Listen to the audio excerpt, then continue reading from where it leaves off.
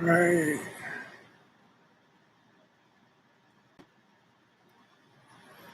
You want to read that one first? Or you sent me two of them? Yeah, I'm just kind of looking real quick. I already put it out there. Shalom, Israel. We had 0 people in. Everybody out at the parade and doing Sunday dinner, talking about the next pagan holiday they're going to keep. At the parade. Mm-hmm. Get y'all butt online.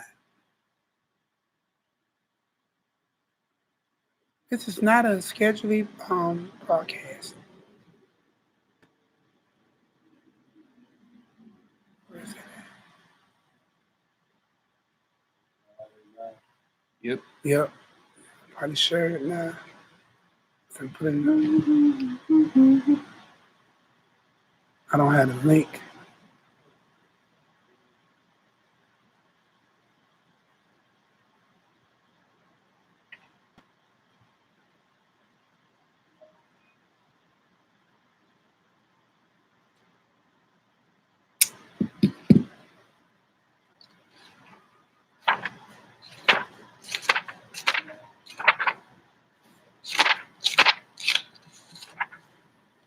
Shalom. What up, Mina J? Mina J made it in first. She's the winner. Second in, Howard Brown. My brother.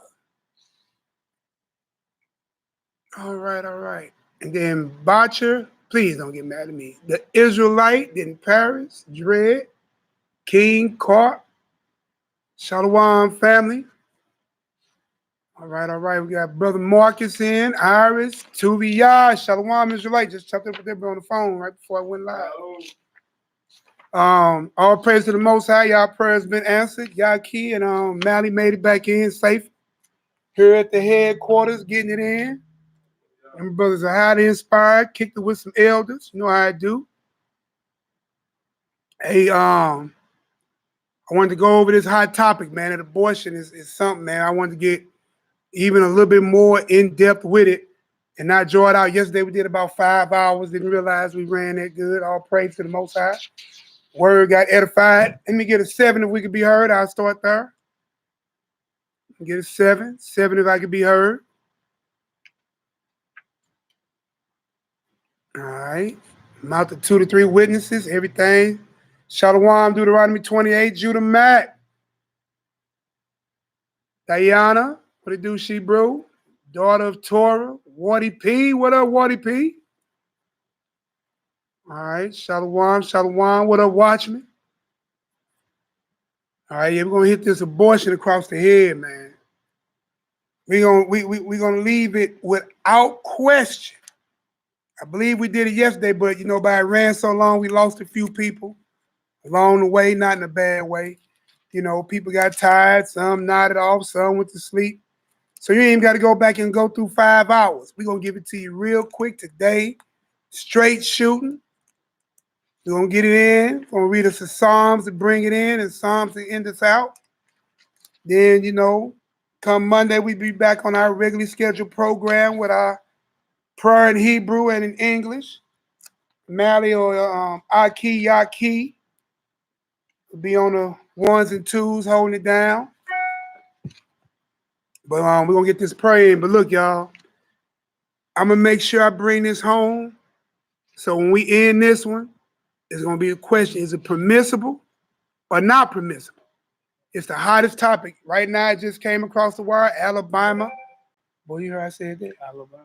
I don't know how I just said Alabama. I chopped that up. Right. I just did that down south chopped and screwed. Did y'all hear that? Remix. No, but Alabama just passed it, y'all. They are now banned. If any doctor get performed outside of the realm of life in danger, then that doctor can get up to 99 years in prison. And I don't know what they're going to bring on the woman, but I just got a quick, small read.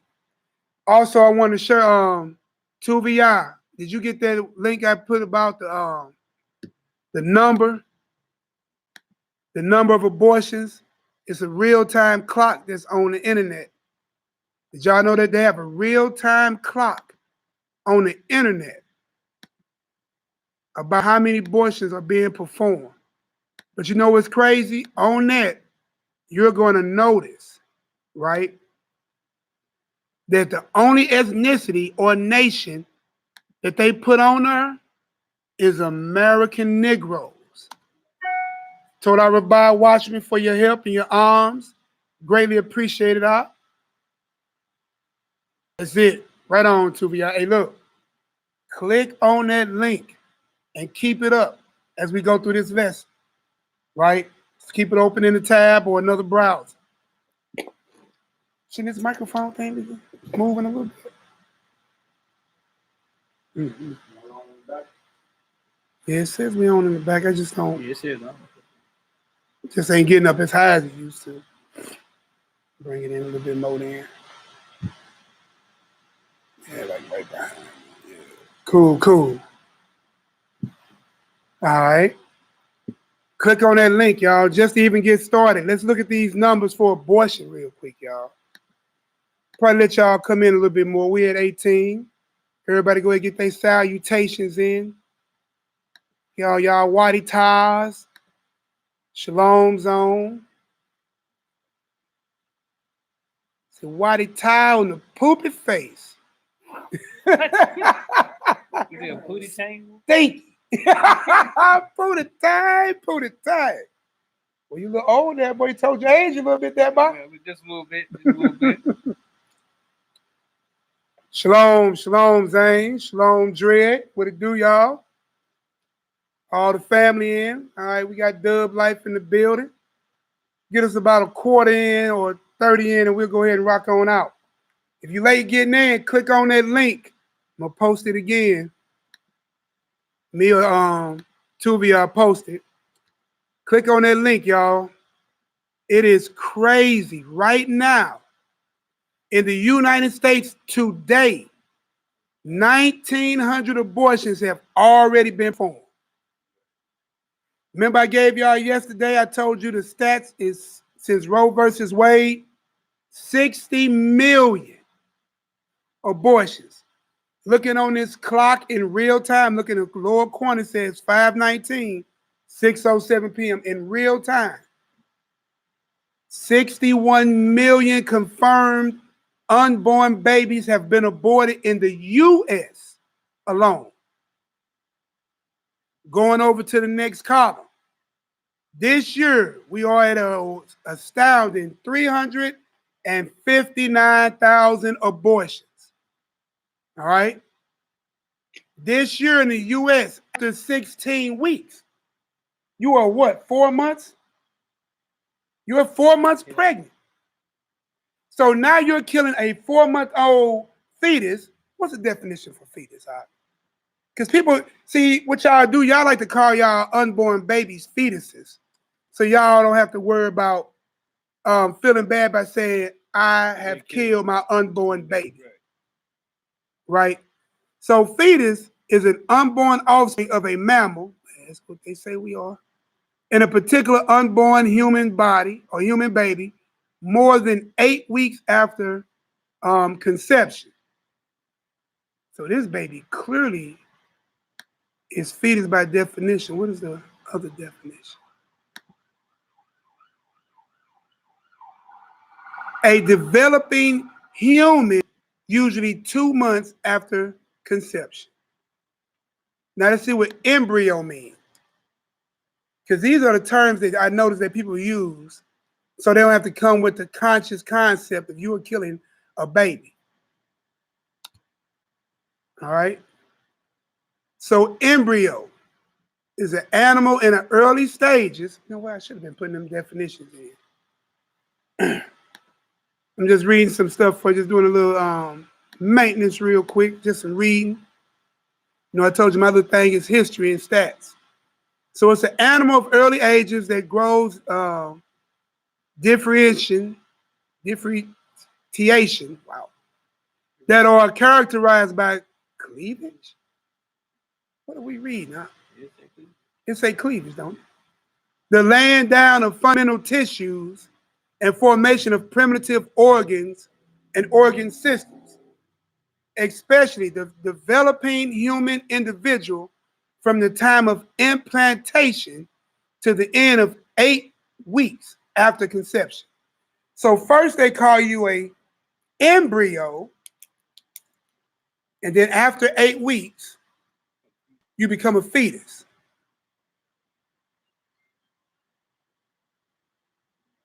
Then you become a fetus. So looking at this chart, right? Going back to the number of abortions, some of y'all have clearly killed a developed child. 17,000 year to date. Now, the question somebody asked me yesterday, what about the rape babies? What about the incest babies? Right? The rape babies and incest babies together only add up, and I'm not saying it in a bad way because you know we don't deal with rape and we don't okay incest because the Torah teaches us that you should not lie with your brother or your sister, right? It's just that simple. You want to know what the laws is? You can read Deuteronomy 18, 19, and 20. Give you all your moral laws dealing with sexuality. Did I say that right? Leviticus. Just want to make sure I said it. Leviticus 18, 19, and 20, whole chapters. You'll get your sexual immoralities. But you know what I find funny, y'all? Out of all the ethnicities inside of the United States, why did they point out the Negro number? Why did they point out the Negroes number? Today's hot topic, y'all, again, is abortion. We got a link in the room. It's the number of Black abortions this year alone. That is the number of Black abortions. Now, funny, they don't put no other ethnicity on record. You know why? Because even in this, you reign supreme.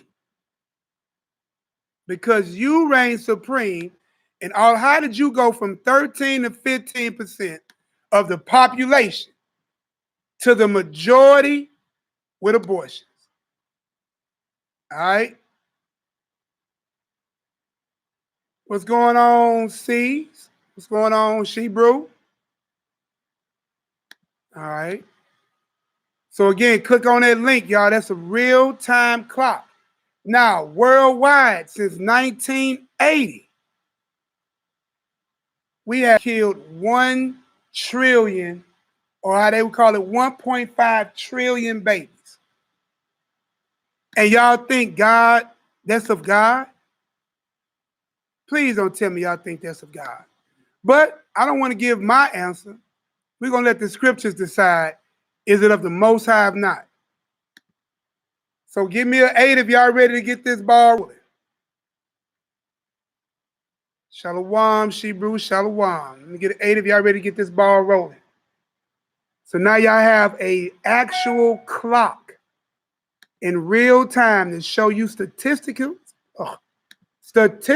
data about abortions in America.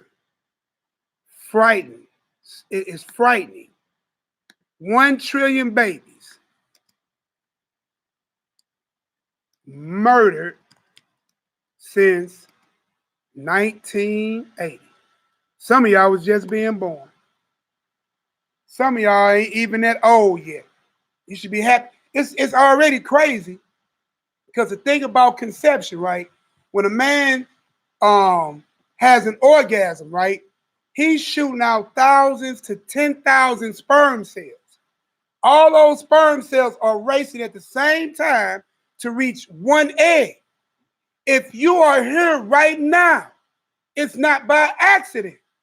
You was in a race since the sack, through the covenant member, into the fertile ground of your mother, to the womb, to the egg, up the birth canal. You've been running this race of life since the beginning. And you made it. Then you come here, all praise to the Most High, and then you run your life the way you want to. Get back to Yahweh ASAP. Then you get her. And then now we're at a point where we killing unborn children by the trillion. And the Negro in America is winning the race in that. Do you already know you would have won this race in America and came out of minority status just by not committing abortions? Because since the 2010 census, which every one of us who did participate, you already know that they are dying off, the European or the white nation or the Caucasian nation is dying off faster than they being born. You could be doing what the Mexicans are doing by having more numbers. You control more what? Community, you control more office, you can obtain more resource, right? And that way you can actually become the head. But again, prophecy-wise, that's not the thing. I'm just shooting it out there. For my so-called conscious minds, you could be beating this thing by numbers because numbers matter. Yeah. Why do you think Egypt got scared of you? Again, the Bible is frighteningly accurate. Egypt knew that you had grew too fast. You came in there 70 souls under Joseph. By the time Joseph died off and that first Pharaoh died off, man, you were in great numbers. And the Pharaoh that took charge say, whoa, whoa, whoa, whoa, whoa, whoa. If these Israelites join to a neighboring enemy, we over with. If they rise up against us. So understand, you, by committing abortions, is playing right into the hand of genocide. You playing right into the hand of murder. And we're just going to see how the Bible plays this whole thing out. So I'm doing this class today. It was on my spirit. I called my brother. He answered the call. My other two brothers, all praise to the Most High, Malaki and YAH'KI, have made it back safely off the road. You know what I'm saying? And prayers still out for our other brothers out there in Memphis and Mississippi attending that award show. And all our other brothers and sisters out in the diaspora, prayers to them. Let's go ahead. We're going to get this prayer in real quick first. We're going to read Psalms 23. Bring it on in. Do me a favor, y'all hit that Psalms 23 in the room that people know we praying. We pray according to the Bible, right? We're not praying toward no rock, no land, no welling wall. We are not Jewish, as my brothers always say. All praise, huh? All praise. Yeah, so we offering up prayers, man. Getting it in for our people. Psalms 23 with the Most High's permission. Psalm 23. The Lord is my shepherd, I shall not want. He making me lie down in the green pastures. He leadeth me beside the still waters. He restored my soul. He leadeth me in the paths of righteousness for his name's sake. Yeah, though I walk through the valley of the shadow of death, I will fear no evil, for thou art with me. Thy rod and thy staff, they comfort me. Thou preparest a table before me in the presence of my enemies. Thou anointest my head with oil. My cup runneth over. Surely goodness and mercy shall follow me all the days of my life. I will dwell in the house of the Lord forever. Hallelujah! Selah! Yahoo! All right. And I will dwell in the house of Elohim forever. At least that's what I'm striving for. That's my goal. All right. So again, man, from the time that your father and mother got together, you've been in a race. You and about 1,000 to 10,000 other sperm cells running to one egg. Then you make it. Then you come and you make it. But then all of a sudden, somewhere in your life, you decide to deny that same love that was given you to be manifested. Because you claim you are people of the Bible. And you always scream this, that I can do all things through Christ that strengthened me, except for take care of this baby. Right. Except for that part. That part you can't have. I can do all things through Christ that strengthens me, except for put another food and a mouth at the table. So God can grant life, created life, and then you in your mortal mind think you can take that which God created and ordained and commanded. But let's just see how this all play out. And then it's like, man, you can be killing prophets. Man, you don't know who you putting to death. You could be putting to death the next, now, I don't want to glorify no person. Put like this. Whatever that child was purposed to be, you denied that purpose. And I do know what purpose. Matter of fact, now I'm thinking about it. Let's get that Ecclesiastes 12 and 13. Look, that child was purposed to worship the Most High. And you denied that purpose. You took worship away from the Elohim who created it. It's a cold game now. It's a cold game. In worldwide, we are 1 trillion down. In the black community, we are 18,000 babies down since 73. 18 million. 18 million. Man, thank you. So listen, check this out. Reason why I'm going to read you why. Because what you see is the leading cause of death for African Americans. The average will always say cancer, heart, gang violence, right? But guess what? Tragically, it says that the correct answer is abortion.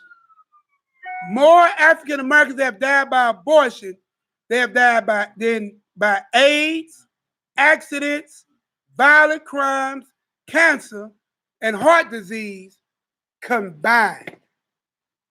Combined. Not individually, one-on-one, combined. 18 million. Oh my God. You hear what Mally just said? Mally just made a real point. With that number, 18 million, you'd have killed 144,000 easy. Virgins that's never been defiled, and ain't never had the name of a pagan god in their mouth.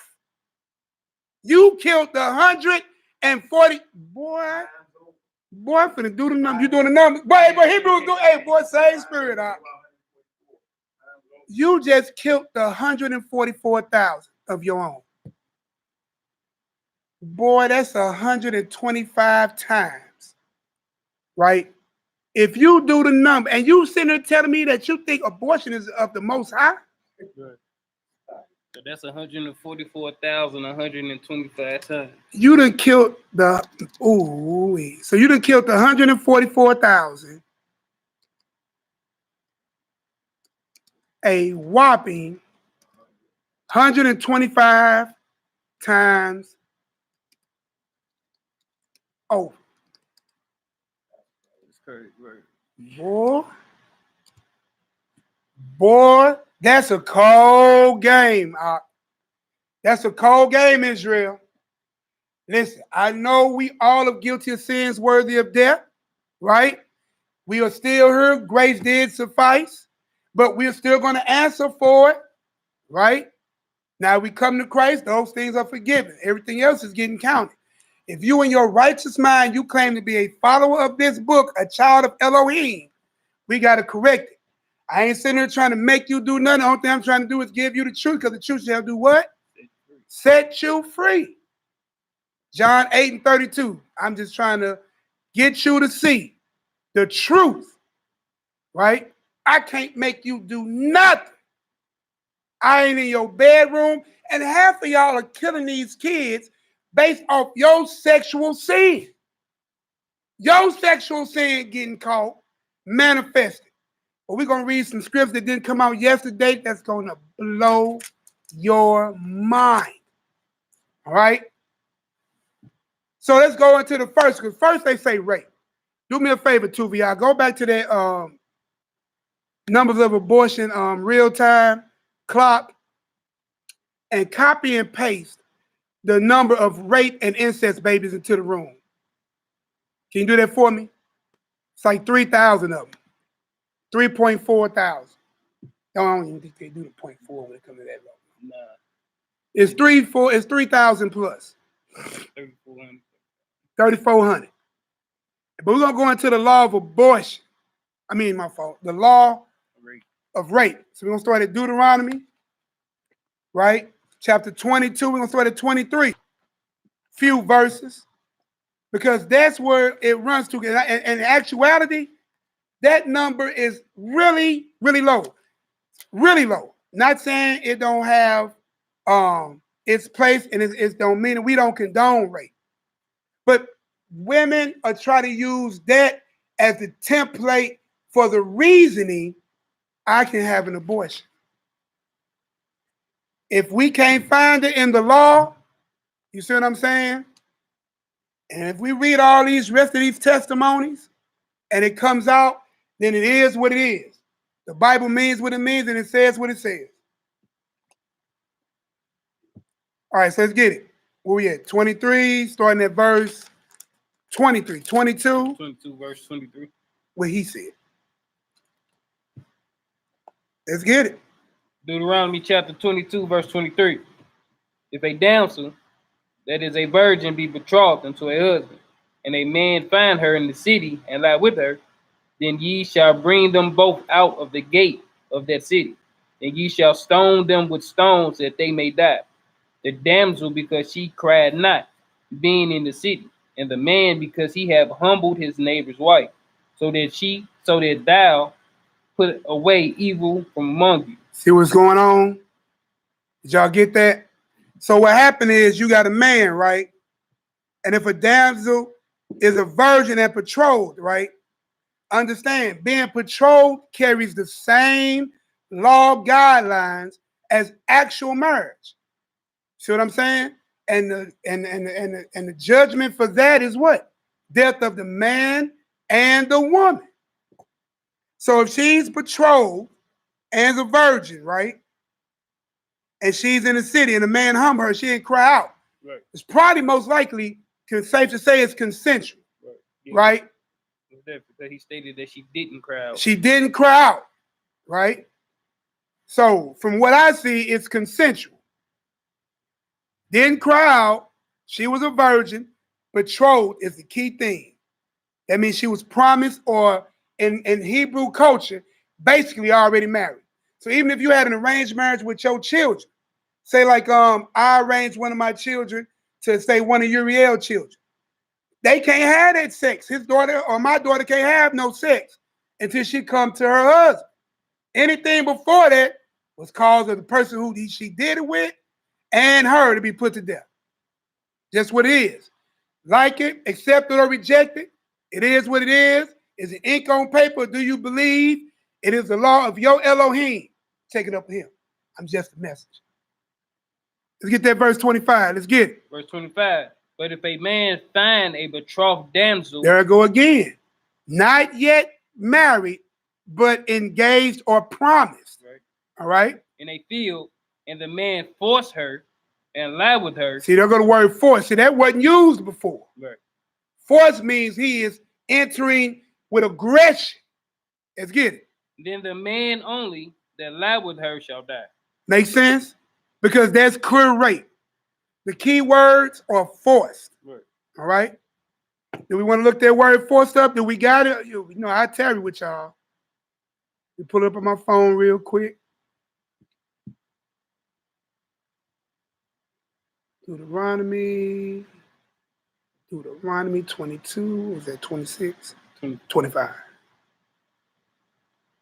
All right, and then pull up the right Bible, KJV. So I'm going to pull up the word force. You got it? I got it for y'all. Click on the word force. So we got force. What's that number for force? It's H2388. It's Kazakh. It says to be strengthened, prevail, harden, be strong, become strong, be courageous, be firm, grow firm, to result, to be soared, to be strong, to be firm, be caught fast. So he was strong with her, firm against her as he came upon her. Keep going. To press, to be urgent, To press, all right. to grow, to grow stout, grow rigid, grow hard, by bad sense. By bad sense. Says to be severe, to be grievous, to strengthen. So it was grievous. All right. Said to make strong, make bold, encourage, to make firm. And then give me that betrothed real quick. Like hit the close and get that betrothed definition in that same verse. So we're gonna look up the definition of betrothed too. Hold on, let me type that in. betrothed. What's that Hebrew word number? It's H781. 781. Mm-hmm. All right. Means a Ross. Says to betroth, engage. Engagement. So not actually married, but engaged. Right. So it says to be betrothed to man or woman.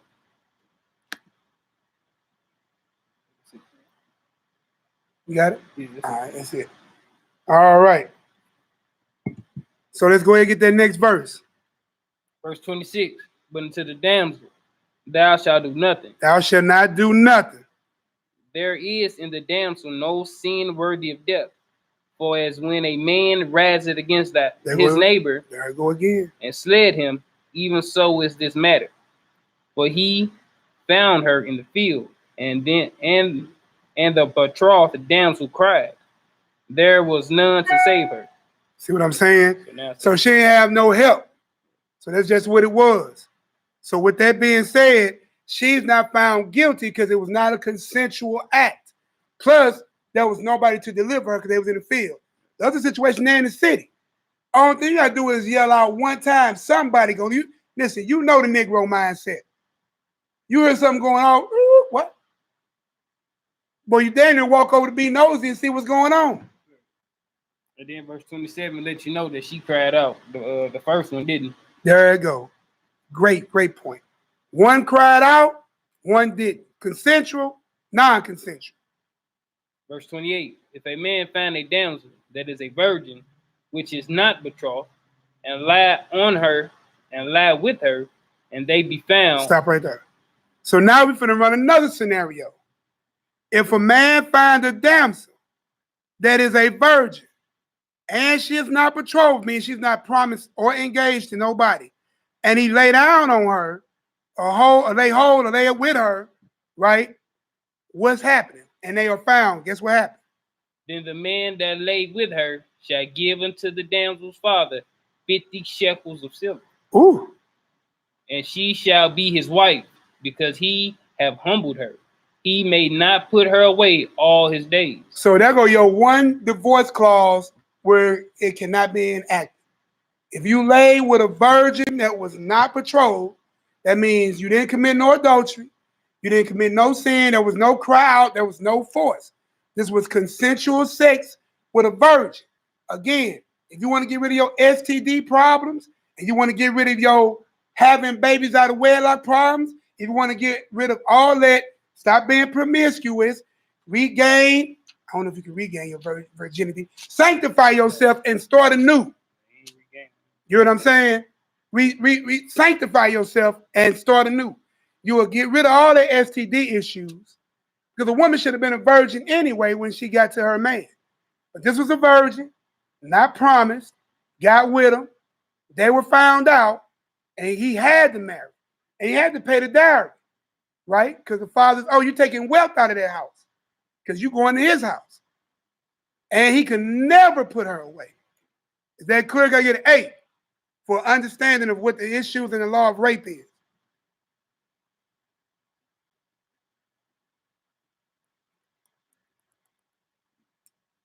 All praises. So we do have an understanding of the law of rape.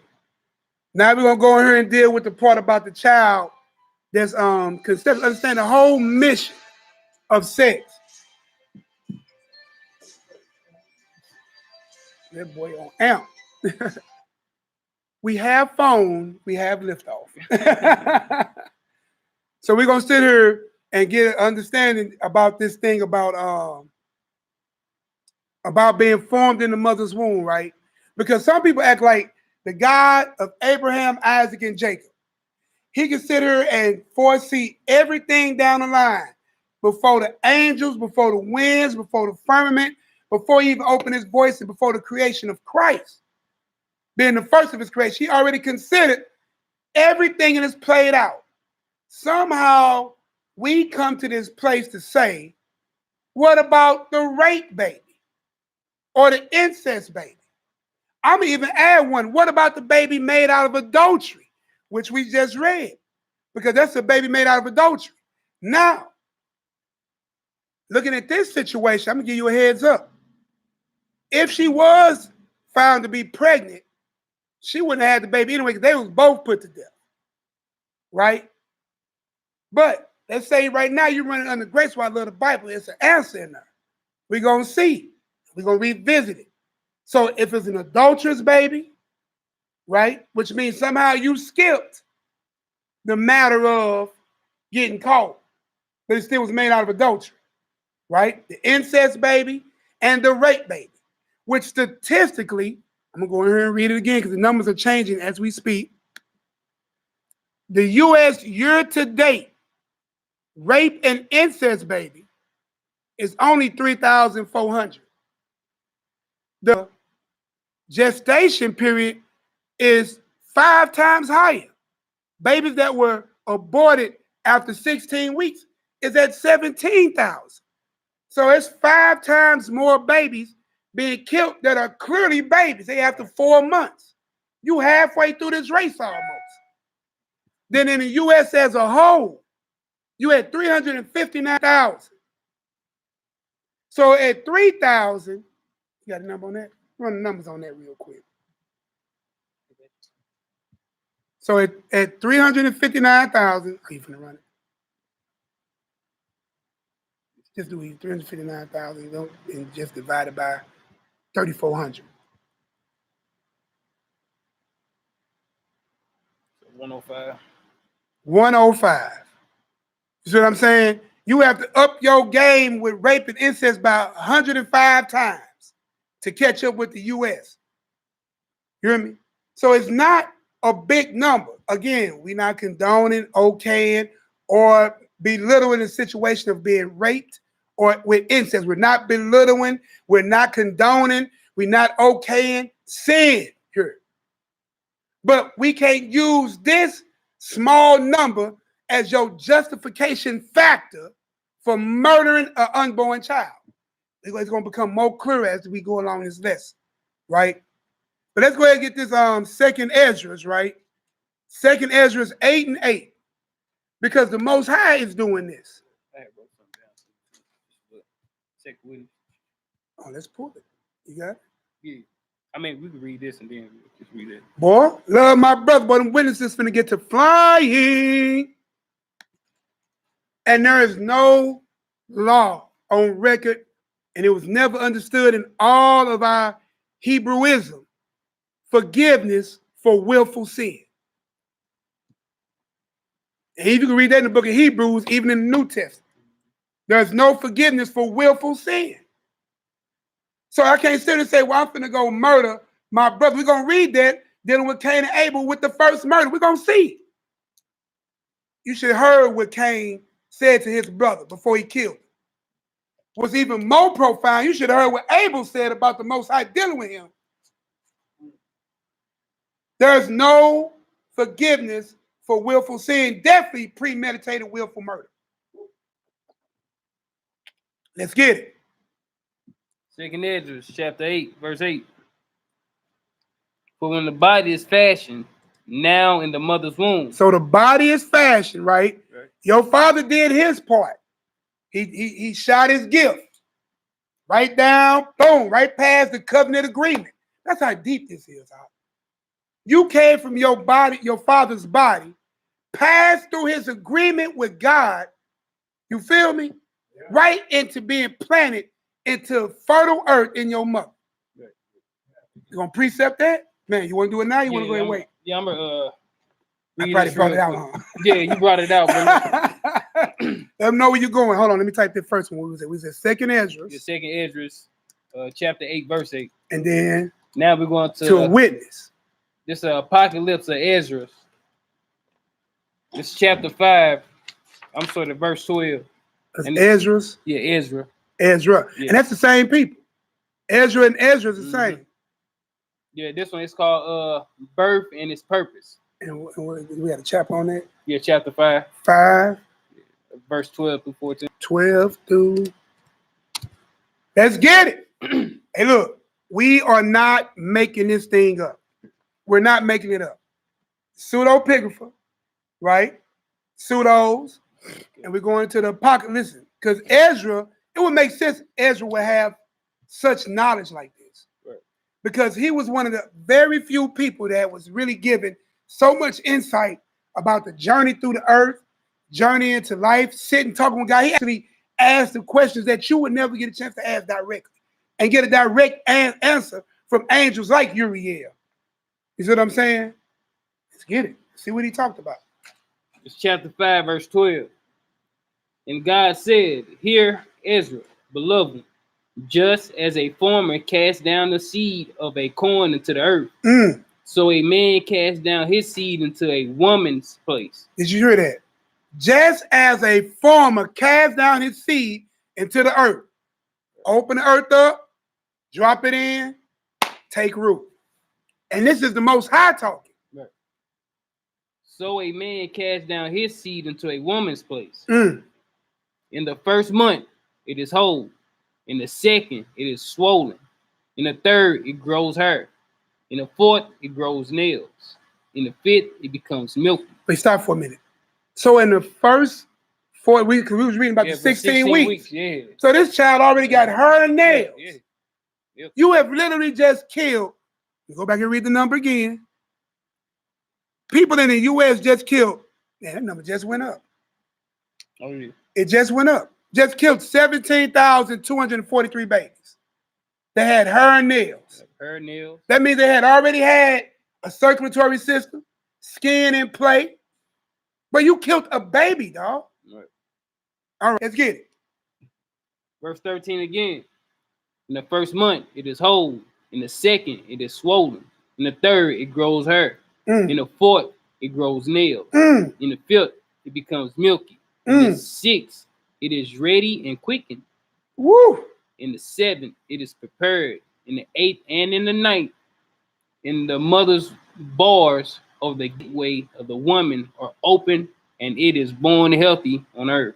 See what I'm saying? That's a perfect breakdown of what scientists just not catching on that our Hebrew prophets already knew. Ain't that amazing? America in its infancy is at best, if you want to count 1776. This is foreknowledge long before the Negro plight in America, long before the European occupation in Africa.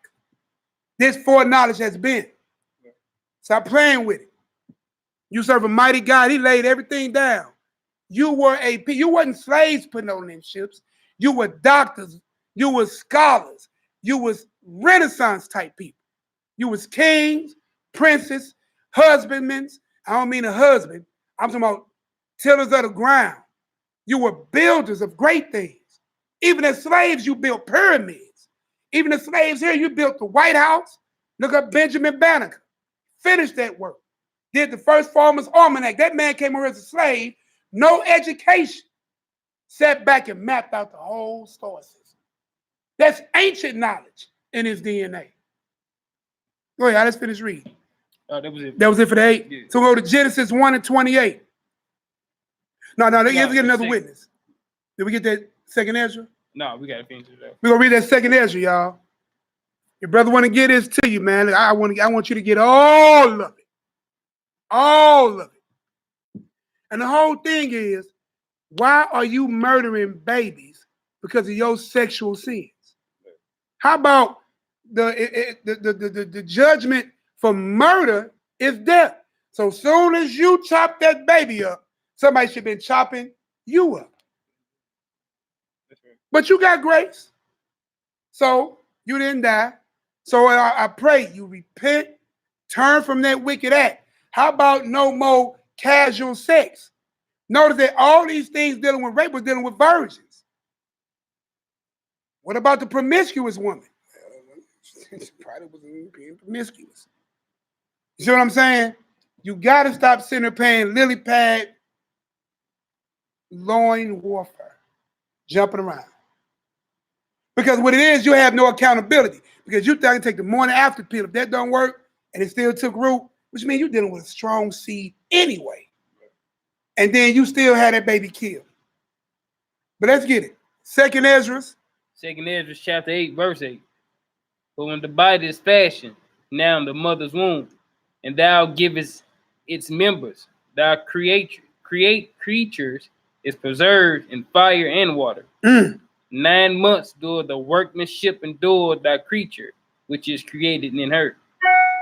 But that which keepeth and is kept shall both be preserved. And when the time cometh, the womb preserved, delivered up the things that grew it. Plain and simple. So it was formed, fashioned in the womb. You did your job. The Most High did the rest of the work for you. He put it all together for you. Just that easy. So we're going to go and check out another quick witness real quick. If I got it right, Psalms 139. See, verse 10 and verse 13. Just real quick, I want to get to these real exciting stories and parts.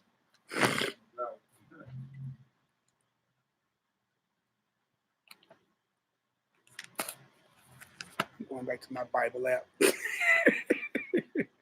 I'm not the quick Bible flipper. What is it, Psalm 139? Yeah, Psalms 139. 10 and 13. Let me know when you're ready. I'm even slow here, ain't I, man? Bingo. Bingo. Eyes ready. Psalms 139, verse 10.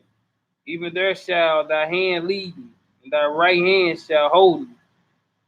You want 13? Yeah. 10 through 13. Right. Okay. Verse 11. If I say, surely the darkness shall cover me, even the night shall be light about me. Yeah, the darkness had it not from thee, but the night shining as the day. The darkness and the light are both alike to thee. But thou hast possessed my reins. Thou hast covered me in my mother's womb. So I just wanted y'all to see that the Most High is even active in your mother's womb. He's acknowledged with your conception. He's acknowledged with the thing that is growing within. And as you see, you are even being covered in his womb. So no one gets pregnant by accident, and it did not skip his mind, or it was not seen by him. It was definitely seen of him. God knew everything, even the rape baby, even the adulterous conceived baby, right? And even the baby of incest, which numbers are low, you know what I'm saying? And people try to use to substantiate the reason for what? The murder, right? So where we going next? Go ahead to Genesis 1:28. We're going to get to the law. Because this was the law given from the beginning. So you got a precept? No, I'm just going to hit this Jeremiah chapter 1, verse 5. So just, we know Jeremiah was a prophet. So this goes to show a lot of people who end up, having abortions, they could be killing prophets, teachers. So this Jeremiah chapter 1, verse 5. It says, before I formed thee in the belly, I knew thee. There I go. And before thou comest forth out of the womb, I sanctified thee. Woo. And I ordained thee a prophet unto the nations. I'll go show you that a lot of us, well, not us, but a lot of people who didn't kill all these babies, man, they can probably kill some prophets. Woo. Man. And Christ said, ye are the people that killed the who? The prophets. So you sit here destroying these unborn children. And listen, what would make more sense to you? Because Satan is at war. What is that? Revelations 12 and 17? So they keep 12 and 7. Now they already know where I'm going. Because Satan is at war with Israel, with all mankind all together. 12 and 17. Read that. Yeah, Revelations 12. Revelation chapter 12, verse 17. And the dragon was wroth with the woman. So the dragon or the Satan or the enemy, right, was at war. Do we say the word war? Was wroth with the woman. Was wroth with the woman. And went to make war with the remnant of her seed, which keep the commandments of Yah and have the testimony of Yahushua Christ. See, right there. Look, if Satan is having a plan of attack for the seed of the woman, of the one who bears those who come forth to keep the commandments of God and the faith of Christ, would God tell you it's okay to keep an abortion? Or that more of a Satan mindset? Because you helping forward his plan. Right. His plan is at war with the seed of the children of those who keep the commandments and the faith of Christ. So if that's war, I don't believe Satan and God are working together. Well, it's okay. You go ahead and kill your baby. I love you. Oh, yeah, and the enemy who comes to devour you wants to kill the baby too. So he loves you. It got to start kicking in at some time. All right? All right, so that was another witness. So with this Genesis 1, listen. Your whole purpose was to pop. Your whole purpose was to have children. You were supposed to subdue this planet and fill it and replenish it. Not sit here and just have total pleasure without no babies.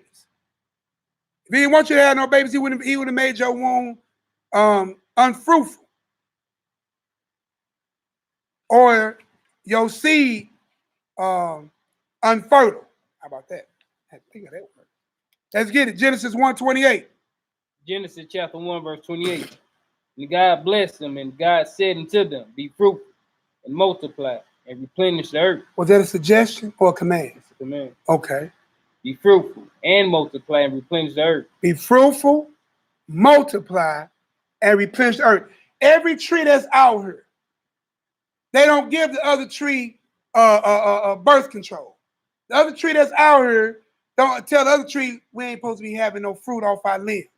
Everything in creation knows it's supposed to reproduce. Everything in the planet knows that. That solidarity of your species, your nation, is the way you pass information from generation to generation. The basic function of a cell is this. It's born. It reproduces, it passes information, and it dies. Simple life function. Born, reproduce, pass information, die. That's your whole purpose. Even your cells know that. But somehow with your high on the food chain, overconscious, I'm all awakened, I'm enlightened asses, think you got this. And the first thing you want to do is run and kill your unborn child. Hey, a man who would kill his baby, y'all get mad at a man who kills a child that's born on this side of the womb. How should you feel about a man that kills a child or a woman on that side of the womb? Nowadays, people get mad when you kill a dog. Hell, you killing a dog get you time. But you'll pay somebody to take your child. Right. Then it's the killer part. They'll take your child, dismembered parts, and then sell it for stem cell research. Then also they can take that and learn how better ways to kill you. Because that child that's unborn is not tainted by food. It's not tainted by GMOs. It ain't even tainted by the air you breathe. It ain't tainted by food. It's perfect. Except for the stuff they put in the moms or whatever might. But you kind of see what I'm saying, the gist of it though? That's why it's important for them to get those cells to study, because those cells have not been tampered with, per se. You know, so, well, go ahead. Verse 28 again. And God blessed them, and God said unto them, be fruitful and multiply and replenish the earth and subdue it. And have dominion over the fish of the sea, and over the fowl of the earth, and over every living thing that moveth upon the earth. Now, so-called black men in America, how can you subdue anything, right? You was told to be fruitful, multiply, rule, subdue. Everything that's on this planet, even the other nations. You're going back to that glory. You can't do that, and we already 18,000 down. 18 million. I keep giving y'all too much credit. We 18 million down. That means you'd have killed 144,000 virgins that never even bowed a knee to Baal. 125 times over. We got to stop, y'all. Let's get it. We're going on to the book of Jasher. We're going to see if you can transgress this law and a few ways you can transgress this law. You wasn't made to put on no rub and have casual sex. How about correct your sin nature? And then listen, the Lord gave you provision to have more than one wife. So if you still got that urge to have more, the Lord gave you that. But no, you got to take somebody else's wife. You got to sit there and sleep with somebody else's harlotry. You know what I'm saying? Right? Marry that woman. Paul told you, rather than have fornication and burn, marry. Burning in your lust. Going off. You can have more than one woman. Be a straight shooter. Because the first thing a woman tell you, if she catch you cheating, which the Bible don't say a man can cheat, it's a whole nother story. But if you get caught with another woman in your corner mind, you know what your woman tell you? Excuse those who might get offended. I ain't gonna even say the whole word. If you want to have another B, all you had to do was say so. Wait a minute. If all I had to do was tell you I want another woman, all I had to do was tell you. And then half the time they catch you, they say that, then guess what? They take you back anyway. Well, how about just be a straight shooter? You'll be respected more. And you can go ahead and have what the Lord said you could have. But I don't want to go into all that. We'll go ahead and run that Jasher. So we're at Jasher, which one? Chapter 2. Jasher chapter 2. You know chapter 2? Yeah. Chapter 2. 19 through 22. Jasher chapter 2, 19 through 22. Shalom, Poppy. What's going on, Poppy Shoes? So you driving, getting it in, huh? That's when you serious about trying to get this thing. Boy, you got your stuff on the speaker, on the Bluetooth, getting it in. Be safe, my sister. We need you out here. Jasher chapter 2, verse 19. For in those days the Son of Man began to trespass against God. So early on, right, we started to see that man started going off. And to transgress the commandments which he had commanded to Adam, to be fruitful and multiply on earth. So you hear that? Man is starting to transgress what some call that Adamic law. Be fruitful and multiply, right, which still is the command in the earth today. Verse 20. And some of the sons of men caused their wives to drink a drought that would render them barren. So back then, in them old times, they had birth control. Right. Nothing new under the sun, y'all. Nothing new under the sun. What was, is, and what is has already been. And the Most High going to require that which is past, which is going back to Eve. And running this thing on a righteous, pure level. Right? So the sons of man already are transgressing the law given to Adam about what? Fruitful and multiply. By giving birth control. Uh-oh. Birth control sin out here. Yeah, I said it. No, the Bible said it. Jasher said it. All right? And Jasher is valid because the Bible gives you two witnesses on how to study out of it. In order that they might retain their figures and whereby their beauty, appearance might not fade. So right there is letting us know you just wanted her for vanity and lust. You wanted the physical look, right? You wanted the outer cup. You wanted them hips and dips and curves. Not what she was meant for was to have children and bear you seed and bring forth a mighty nation to worship Elohim. You didn't want the righteousness of it. You just wanted that bad body. I got some parties say, I want that 100-pounder. Like, what the hell that mean, 100-pounder? Bruce said, I want 100-pounder. So what you said, boy, you can play with that. I'm like, oh, y'all cats going off, dog. Want a 100-pounder, boy. Hey, man, it get cold outside. Two bones gonna cause friction, be mad. But go ahead, man. It go knee, about to go corner. Don't. I'm not. Right. Hey, but if you look at verse 20, I mean, you see a lot of women till this day, they do the same thing. You know, they don't want to have children because they want to keep their figures.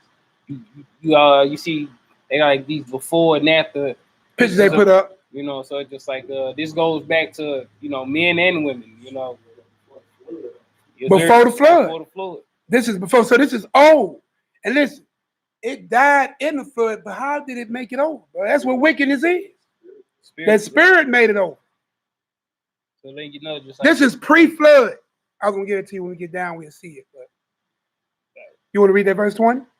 You were saying? No, I was just saying like okay. how bro said like the spirit carried over. So just let you know like energy is never destroyed, it's just transferred. So spirits are never destroyed, really they're just transferred. That's how you know when you die, you're not totally destroyed. It goes somewhere. Energy has to go somewhere. Right. Be careful where your energy go. So verse 21.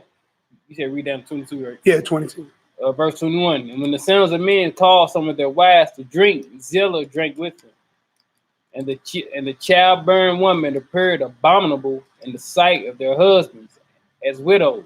Wow.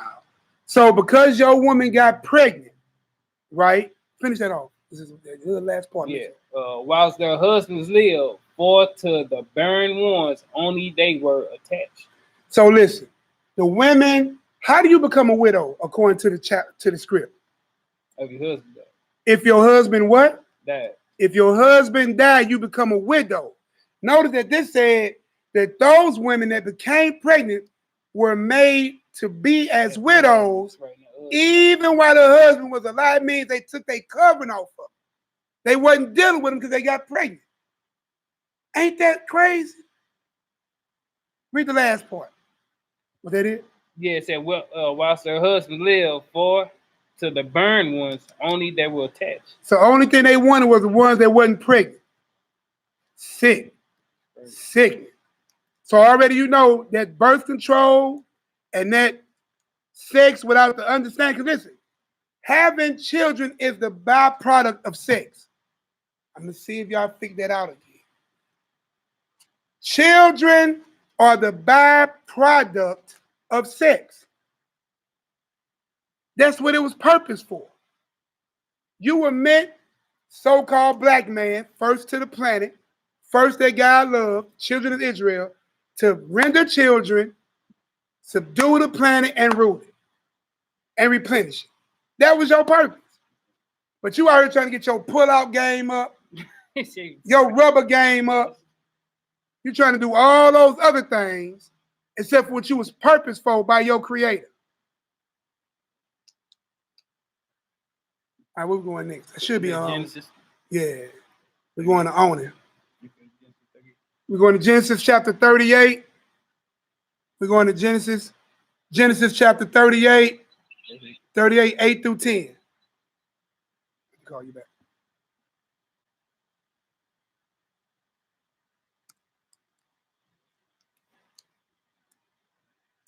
Yeah, I had to hang up on my wife. Love you, baby. No, she don't like this. Love you, boo. I'm gonna pay for that one later. All right, y'all. Let's go to Genesis chapter 38, verse 8. Genesis. Let me know when everybody. Hey, let me get a 7 if y'all there. Let me get a 7 if y'all at Genesis 38 and 8 through 10. Here go another stat too while we waiting for y'all to give us that. African Americans comprise 13 to 15% of the population. Yet African American women have 35% more abortions.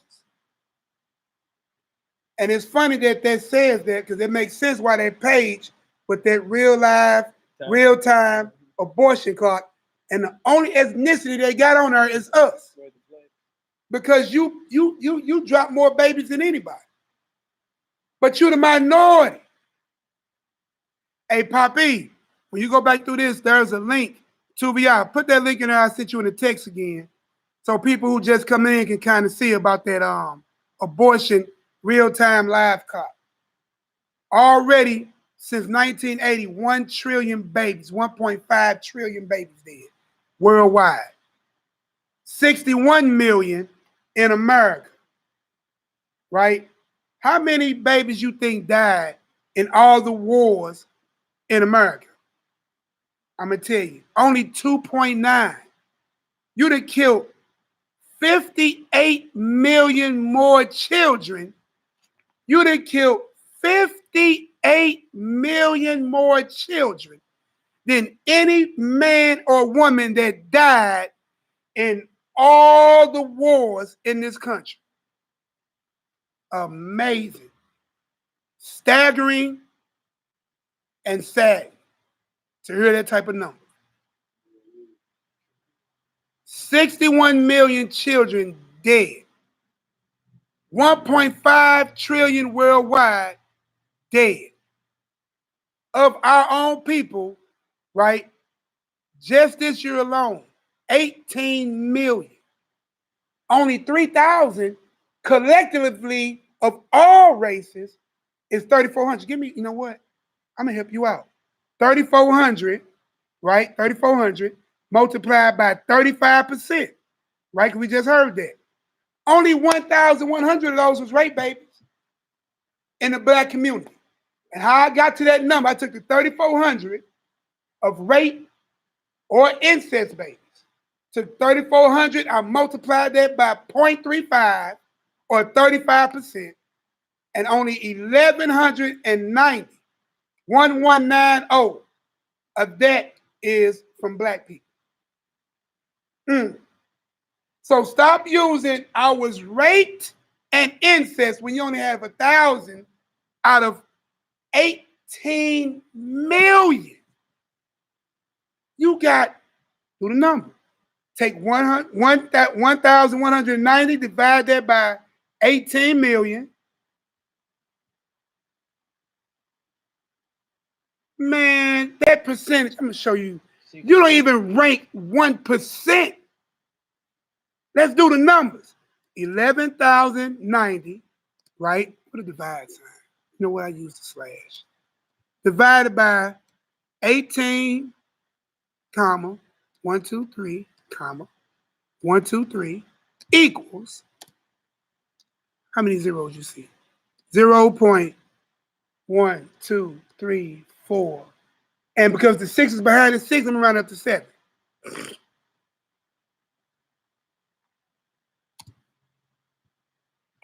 0.00007% are rape babies.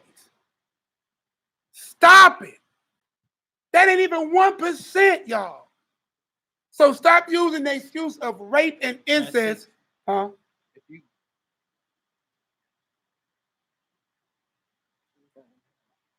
Depends on which number you use first. I got 6. Oh, you got an error. Oh, yeah, error. It's an error. Your phone can't handle it. Yeah, okay. My brother got to upgrade his phone.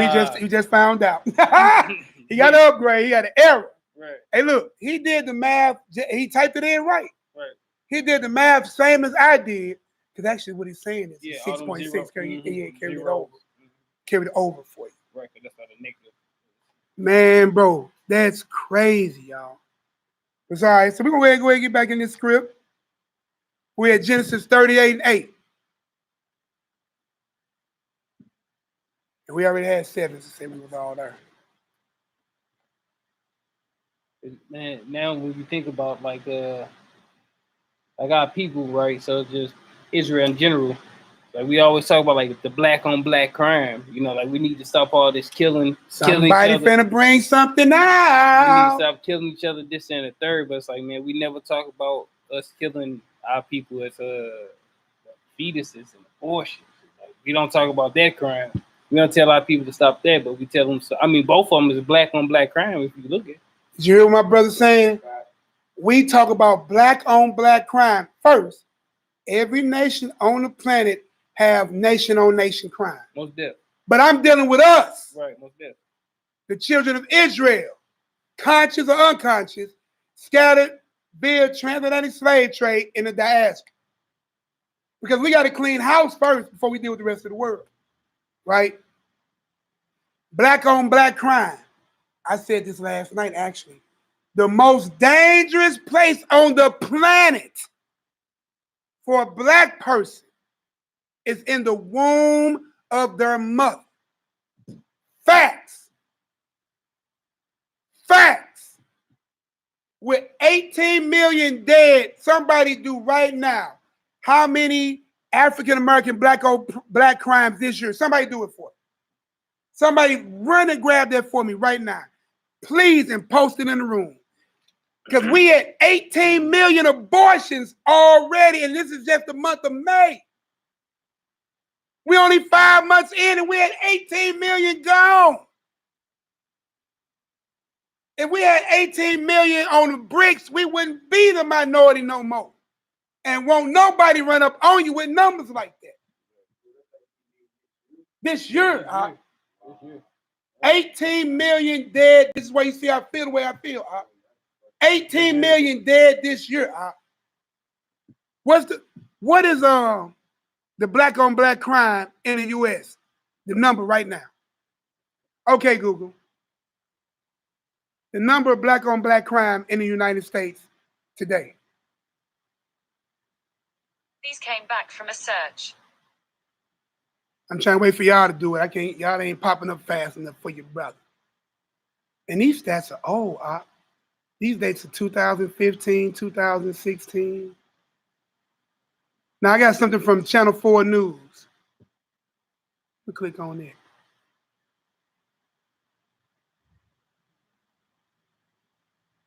See what they got right here. Channel 4 News. Somebody do blacks commit more crime? Claim-wise.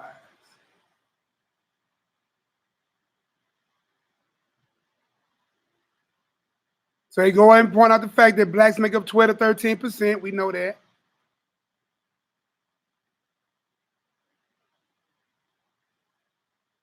Department of Justice stats.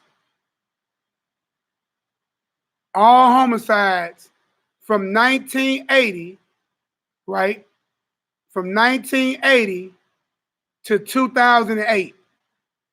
Whites committed, there was 50% victims. All right, so 50% victims were white. 47% victims were black, 2.3 is others. Now the offenders, they're saying that 45% whites did it. They're saying 52% of blacks did it, and 2.2 of the others did it. Now they ain't give me nothing more than that. So,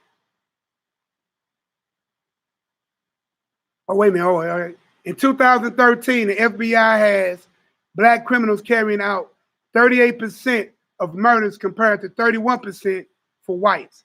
The offenders rates unknown in 29% of these cases.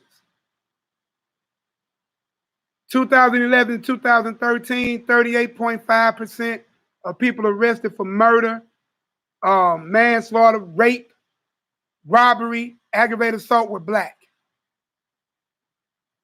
They were black. So we still ain't got a solid number though.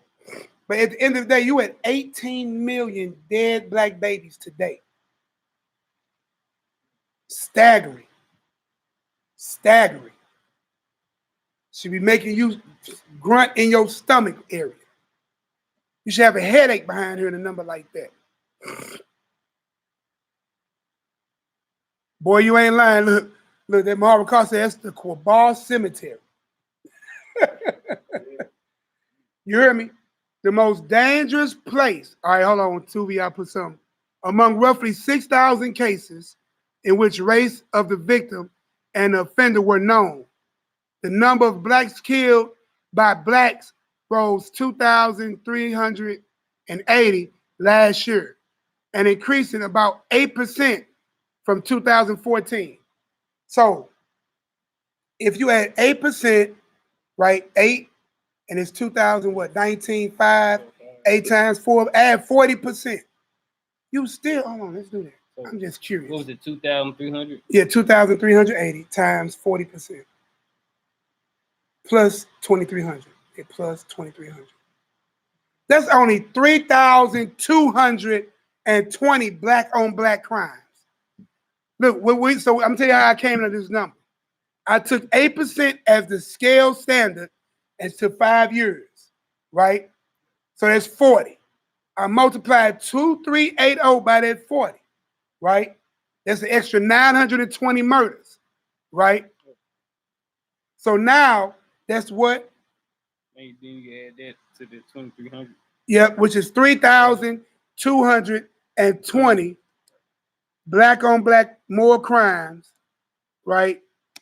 Since 2014 through 2019, which numbers don't range nowhere near what you killing in the womb of a woman. It's genocide, y'all.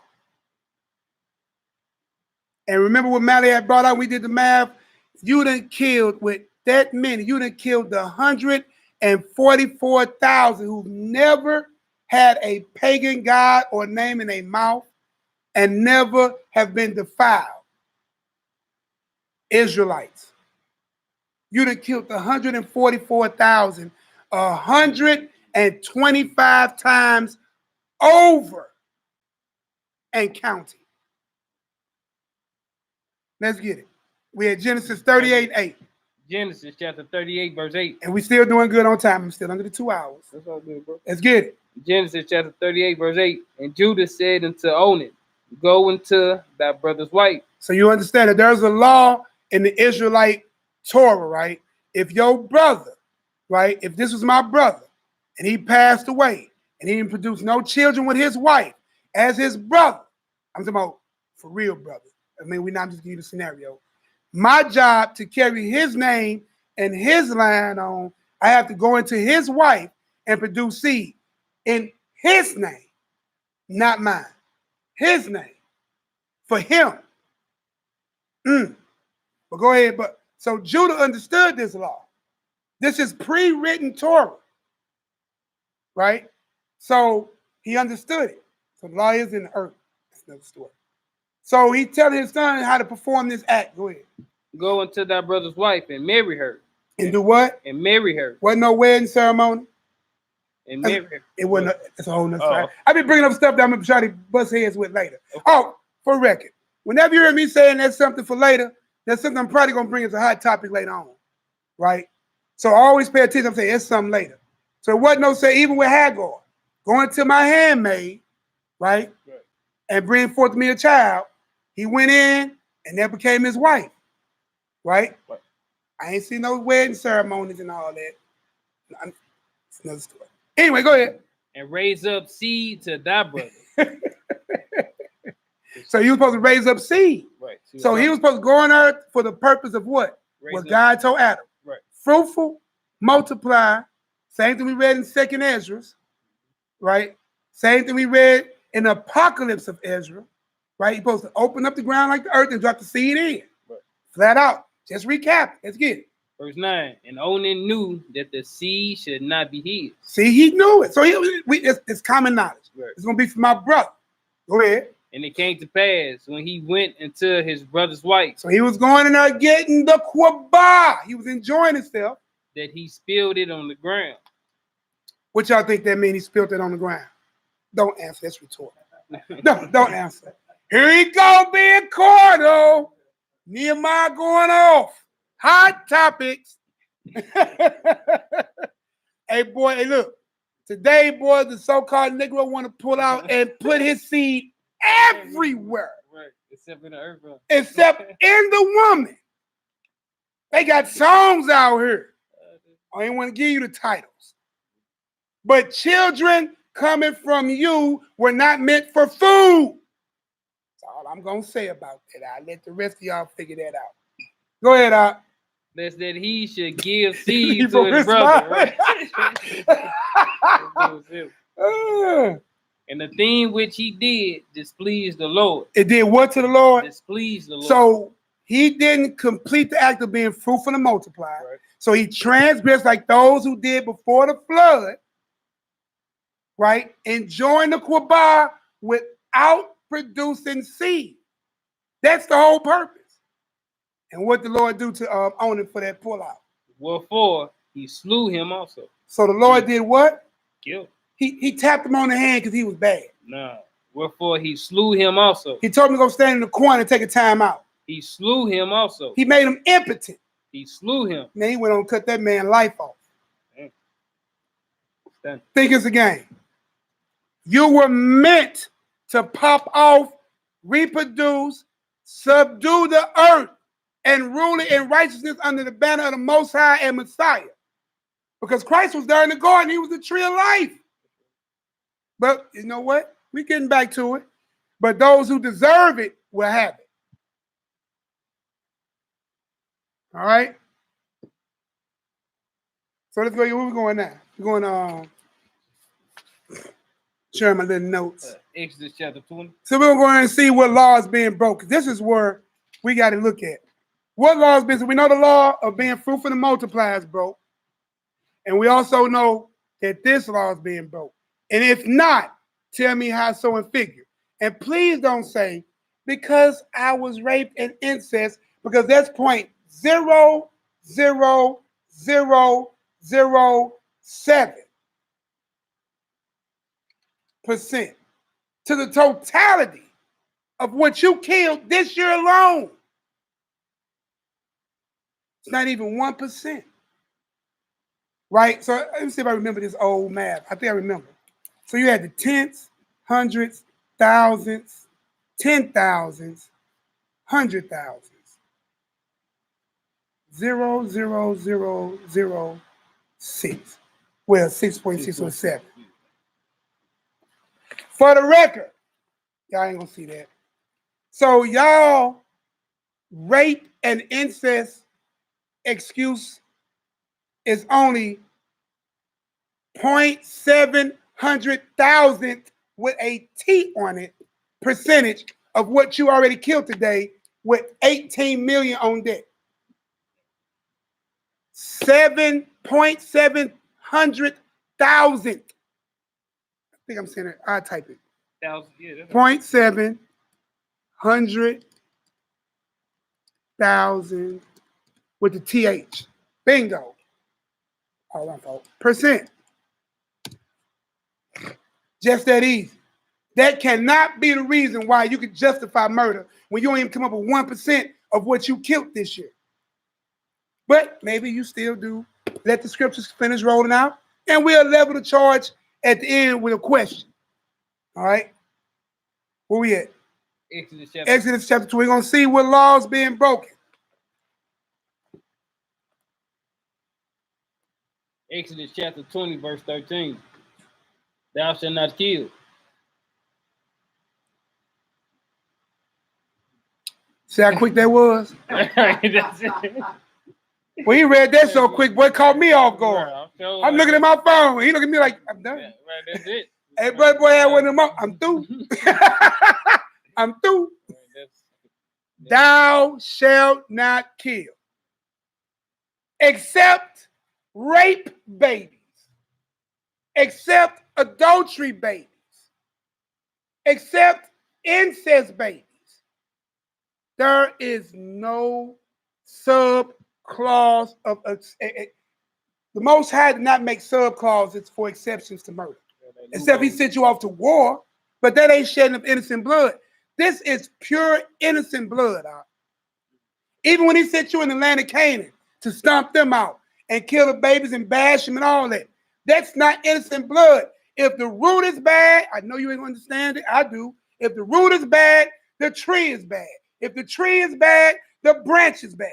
If the tree, the root, and the branch is bad, the what is bad? The fruit that it yields is bad. I understand, Lord. All in one. You can be in your feelings about the Most High all you want. I'm not going to question them, but I say thank you for a bit of, I understand. The root is bad. All of it is bad. And you see what happened with Saul when he tried to spare the ones that he liked. That's a whole nother story. Hey, complete the task at hand. That's all I'm going to tell you. You was meant to reproduce and multiply. You was meant to subdue. You was meant to have control of everything, every nation on this planet. But you killing off babies this year at 18 million. which only 1,190 were what? Black babies by rape and incest. Stop it, y'all. We got to get our righteous God mind back.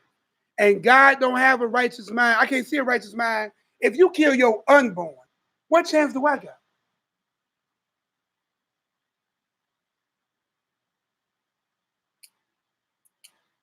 That's how it should sound. That's how it should sound. Let's get it. Did we finish that 38? Yeah, that was it. 8 through 10. And we got Genesis. So we're gonna go back to Genesis 9, 6 through 7. So we see what the punishment of that is. There's a judgment for murder. So as soon as you pulled in that kill, somebody else should have been getting killed. I'm just saying. And then half of y'all, you know what? Another thing, it don't take no one person to make no baby, right? It don't take no one person to make no baby. How about, did you get the man's permission to kill his child? Because only 1,100 of those were incest and rape baby. So 18 million and whatever the rest of those other numbers were some sort of consensual sex. Did you get that man permission to kill his child? And you think that, right? Look, so he was good enough to take the rod in. He was good enough to get that off. But then he ain't good enough to come and holler about killing his child. And if he give you money to kill his child, you should be hella scared because you really ain't got a chance in here.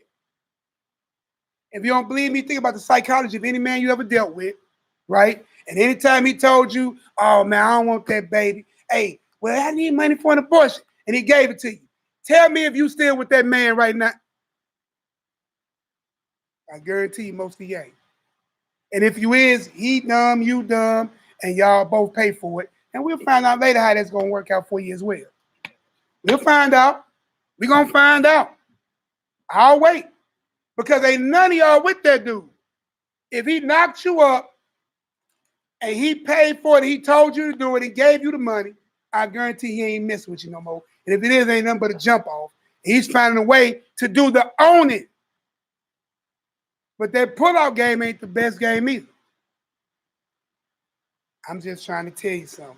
I'm not going to the old NehemiYAH mode. Look, I've seen the smile on the side. You know what I'm saying? Pull-out don't work, man. Pull-out don't work. If ejaculation is in play, you over with. And half of you brothers excited just to see the panties come off. Half of y'all ain't got them but 2 minutes in. I'm through. All right, I'm gonna stop. I'm saying, I'm through. Nah. Is that all I get? Yeah, I see you in 9 months. All right, we're gonna go ahead and get in this Genesis 9, 6 through 7. 2 verses. Genesis chapter 9, verse 6. Whoso shedded man's blood, by man shall his blood be shed. Whoever sheds man's blood, by man, his blood must be shed. How simple is that? That's probably easily as simple as thou shalt not kill.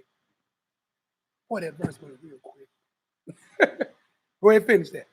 For in the image of God made he man. Woo! And you be ye fruitful and multiply. There it go again. Bring forth abundantly in the earth and multiply therein. See that? So if you can't you see how that line up? Can you see it? And God spake, right? He said, whoever sheddeth man's blood, right? Ain't that blood in the womb? Ain't that embryo is living blood, tissue, marrow, skin and hair by the 4th month? We read. Able to be born by the 6th month. Lungs ain't quite developed, but able to.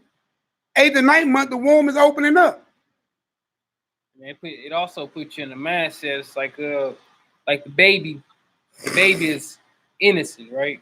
So like baby's innocent. So what sin like, has that child committed? man, so it's like, man, if you kill the innocent baby, it's like you'll kill the Messiah.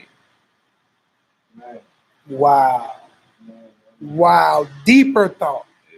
If you'll kill an innocent baby, y'all. He spoke well when he said, ye are the people that killed the prophets. We read that Jeremiah 1:5, which was an excellent precept. You know what I'm saying? He always I knew you before. Right. Not once you was in the womb.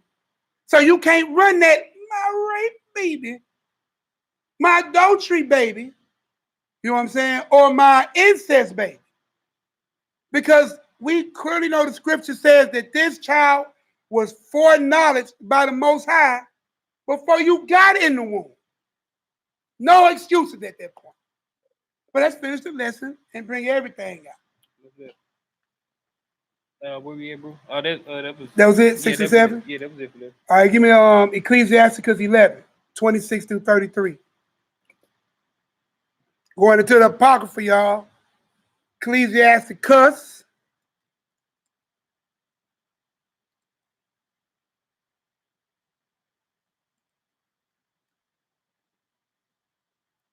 11, 26 through 33.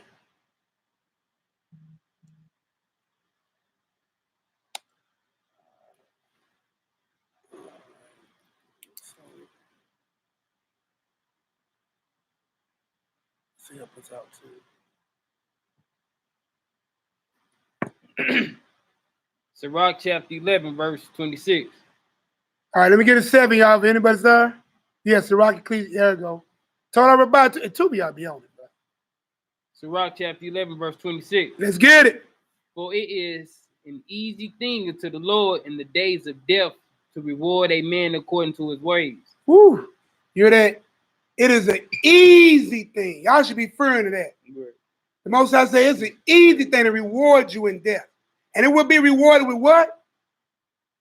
Pain. Let's get with it. Verse 27. The affliction of an hour maketh a man forget pleasure, and in his end his deeds shall be discovered. Judge none blessed before his death, for a man shall be known in his children. But you want to kill your children. Right. A man shall be known in his children. In his children. Bring not every man into thine house, for the deceitful man have many trains. Like as a portrait taken and kept in a cage, so is the heart of the proud. And like a spy watcheth he for all they fall. For he lied in wait and turneth good into evil. And in things worthy praise will he lay blame upon thee. See, hey, wasn't me. It was my baby mama who did. My baby mama did that. Go ahead. Of a spark of fire, a heap of coal is kindled, and a sinful man layeth await for blood. See that? Sinful man layeth await for blood. Take heed of a mischievous man, for he worketh wickedness. Lest he bring upon thee a perpetual blot. So listen, you don't need no extra perpetual blots on your soul. So basically, I'm going to tell you like this. Don't do it. Read some literature. Read some scripture. So we're going to look at this Deuteronomy 27. Because we actually agreed with this and said amen together. Deuteronomy 27, 25.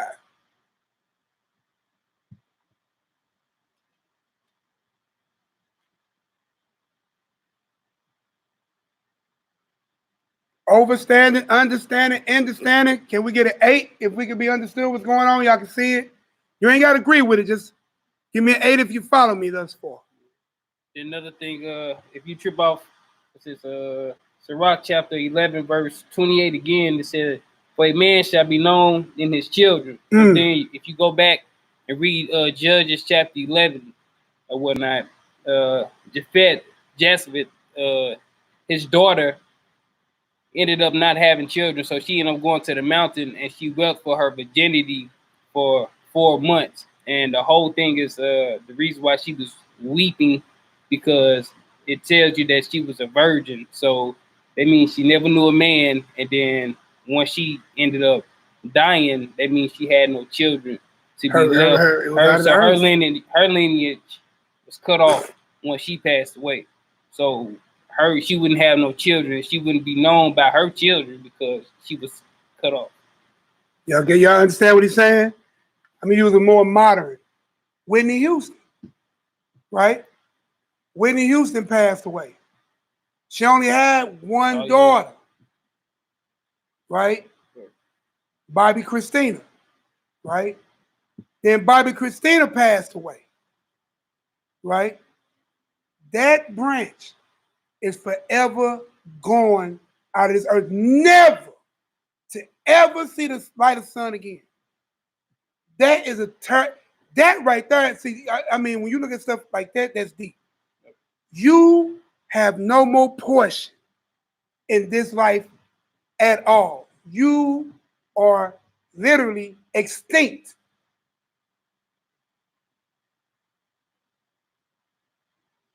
That's extinction level. That's why you're supposed to be known. That's why you're supposed to be fruitful and multiply. I say it all the time. I'm still here. I got 7 kids, 12 grandbabies, and 2 on the way. I'm here. You give them what you got them, you teach them what you got them, and they will move in your manner, and they'll carry on what you taught them. And they'll teach it to their children. That's great. I mean, it's siblings. One of the siblings or whatnot. It says, you know how a man or your brother loves you the way his children treat you. Makes sense, don't it? Yeah. Because they used to be able to see you and your children. And your children, right? Makes sense. All right, so we're gonna hit this 27 and 5. Deuteronomy 27 and 5. We almost done. I mean, not really, but we almost done. Deuteronomy chapter 27, verse 25. One verse. Cursed be he that take a reward to slay an innocent person. Cursed is he that take a reward for the slaying of an innocent person. And what else happened? Watch this. And all the people. Some of the people. All the people. Only people that agreed with it. All the people. The people took a hidden vote about it. And all the people. All the people. Shall say amen. And the people agreed with an amen. All. How did you go from all the people who had an understanding that slaying innocent life is going off to now you just 18 million in the hole this year? 18 million in the hole this year. Let's get it. Next one. We're going to 2 Kings 14 and 6. Hey, listen. We didn't hit this one yesterday, y'all. This one here, boy, is about to have y'all sick. No more can you get around it. But listen, we ain't going to stop. We're going to keep going. 2 Kings 14 and 6. Let me get a number 1 when y'all get there. I want to make sure all of us are there. 2 Kings 14 and 6. 2 Kings 14 and 6. Let me get a number 1 when y'all get there. Let me get a number 1. We need to see this because the excuse on the table, which is less than 700,000% of the totality of killed this year alone, which is 18 million, because they try to say rape, incest, and I added adultery myself. I gave you 3. You gave me 1. We added 2 based off what we saw on the website, and I gave you 3. We upped it. Let's read that 2 Kings 14 and 6 to see what it says. 2 Kings chapter 14, verse 6. But the children of the murderers he slew not. So how did the children of murderers don't get killed by Israel? The children of the murderers he slew not. Go ahead. According to that which is written in the book of the law of Moses. What did we just read in Exodus 20? And we just read about innocent life. What are we reading right now? We just read in Deuteronomy 27. They were innocent, right? So the children of murderers, they did not. You cannot die for the sins of the father. The son cannot die for the sins of the father, nor can the father die for the sins of the son. These are Torah laws that can't be broken. But today you do it. And you 18 million strong in the U.S. on the black babies alone. You kill your babies 35% more than any other nation, 3 times more than the heathen nations, 4 times more than the white heathen nation. If you stop killing your babies, you can have 4 times more babies than the heathen in America, and you'll be done with this thing in 2 generations. Just by numbers. Pharaoh knew that. That's why he had that go on in Egypt. He knew it. Ain't this Egypt, Babylon, all over again? Pyramids on your dollar? Okay. But the children of the murderers he slew not, according unto that which is written in the book of the law of Moses, wherein the Lord commanded, saying. So we're going to see the law itself, which we already said, but let's read it. The father shall not be put to death for the children, nor the children to be put to death for the father. But every man shall be put to death for his own sin. You just can't get no simple than that out here. Right. It's just that simple. How are you slaying rape children, adultery children, incest children, when the murderous children didn't get killed? Just a question. Right. You ain't got to answer. Just a question.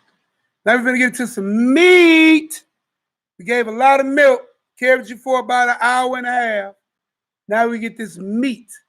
So we're going to go to Enoch 69. Enoch 69 and 12. Well, we got some other ones that didn't come out either, boy. Ooh-wee. Ooh-wee. Enoch 69 and 12.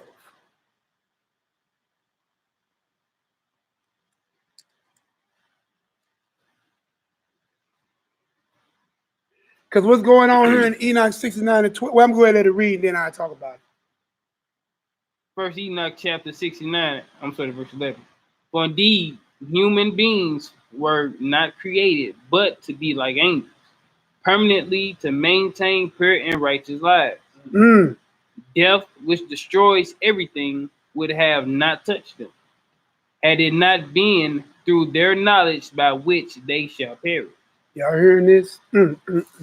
Death is now eating us by means of this power.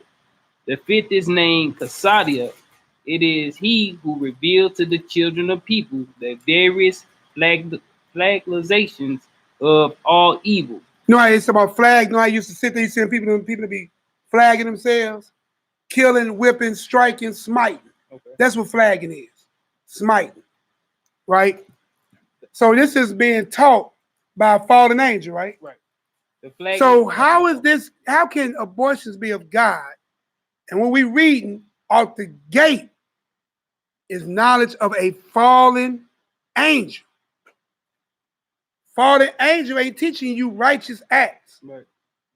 Fallen angels are not teaching you righteous acts. I asked you earlier, is Satan at war with man in Israel? You went to Revelations 12 and 17. He is at war against the seed. So his job would get you to do what? Commit 18 million abortions. Whose side are you on? Who team you playing for? Let's read what this fallen one is teaching. The flagellation of souls and the demons, the smashing of the embryo. The what of the what? The smashing of the embryo. The smashing of the embryo. In the womb. In the womb. So that it may be crushed. So that it may be crushed.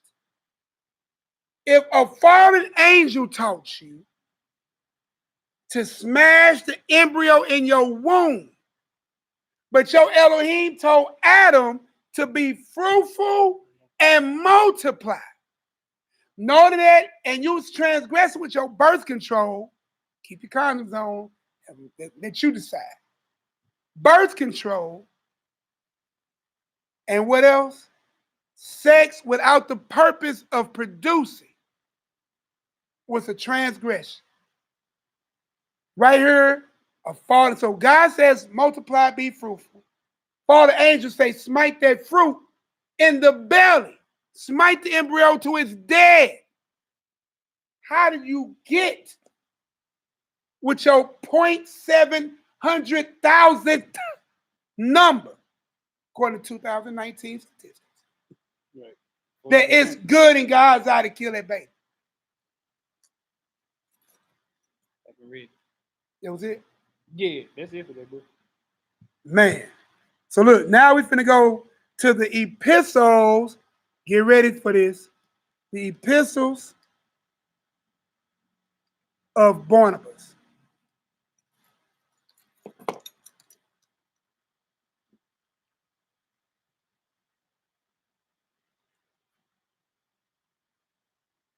The epistles. Yeah, I got beef with Lucifer. That's right. I got beef with you. As Mallie been saying, like, we got smoke with that nigga. Maybe I said it wrong. Maybe we got smoke for him. For him and with him. All that. You got that right here? Yeah, Right here? It's this one. yeah, I got it right here. Yeah, this. Yep. So we're finna read from y'all. We're finna read for y'all the epistles of Barnabas.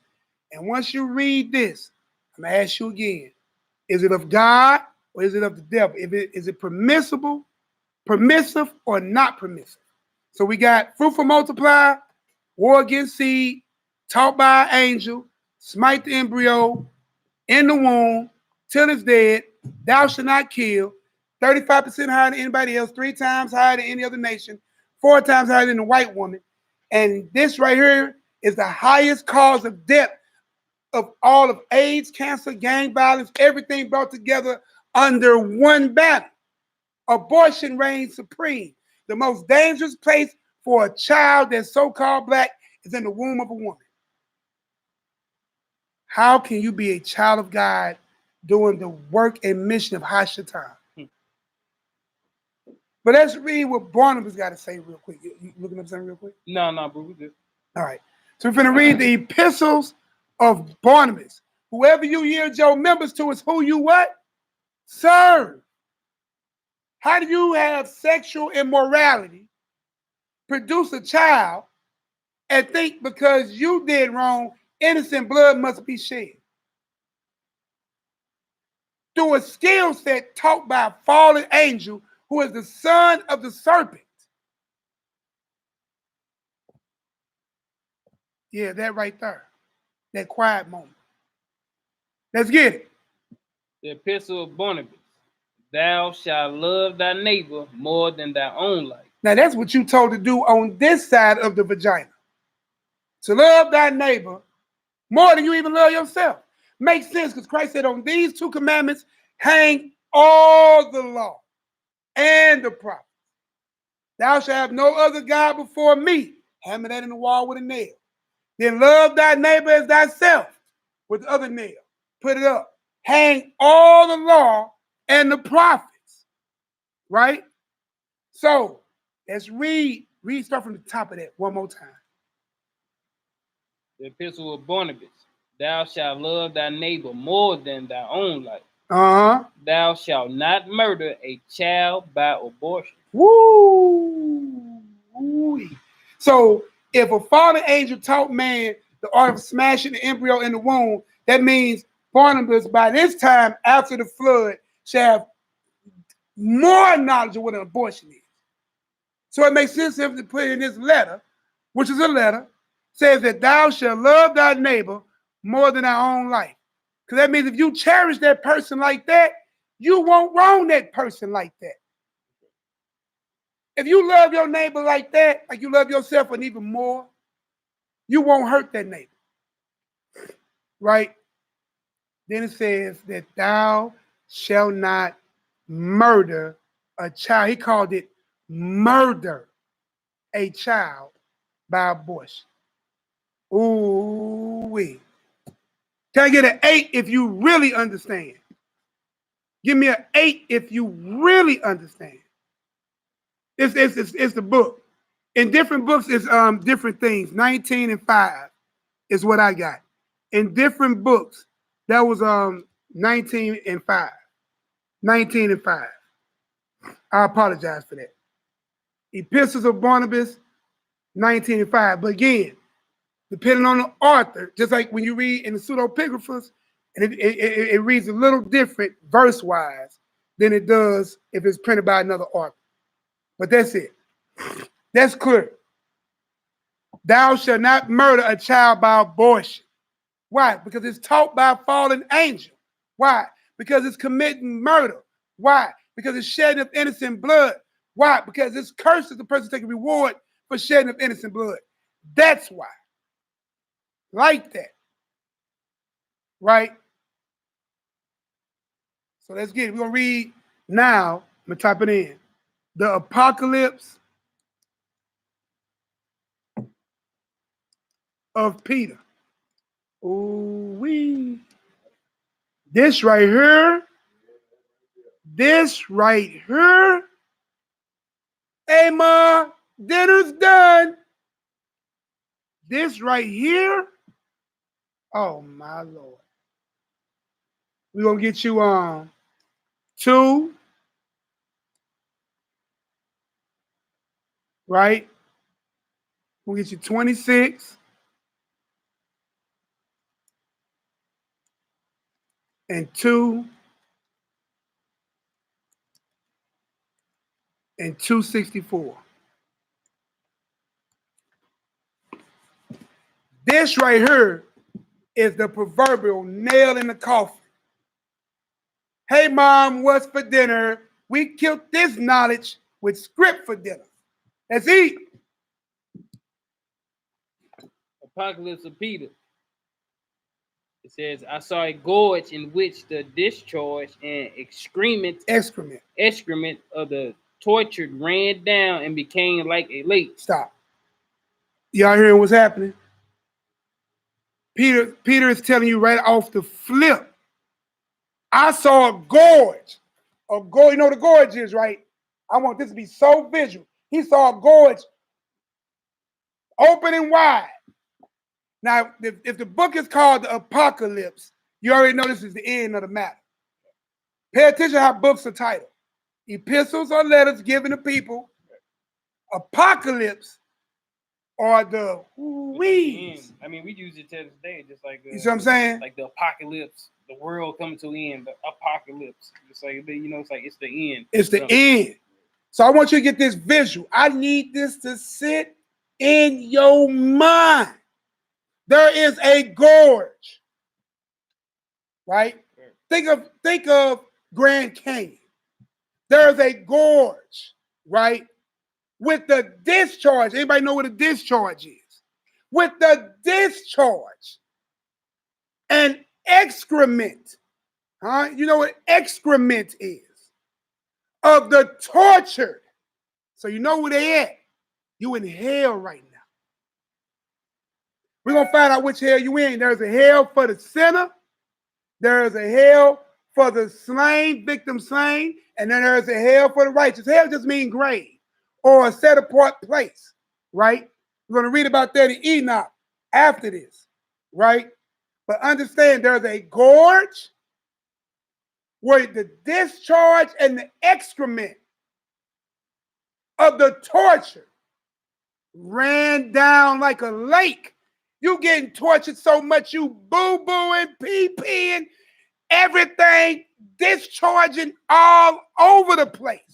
So many of them getting tortured that what's running down into that gorge is like, it's like a lake filling up with discharges of excrement. I want you to visually see that. All right? Let's get the rest of that.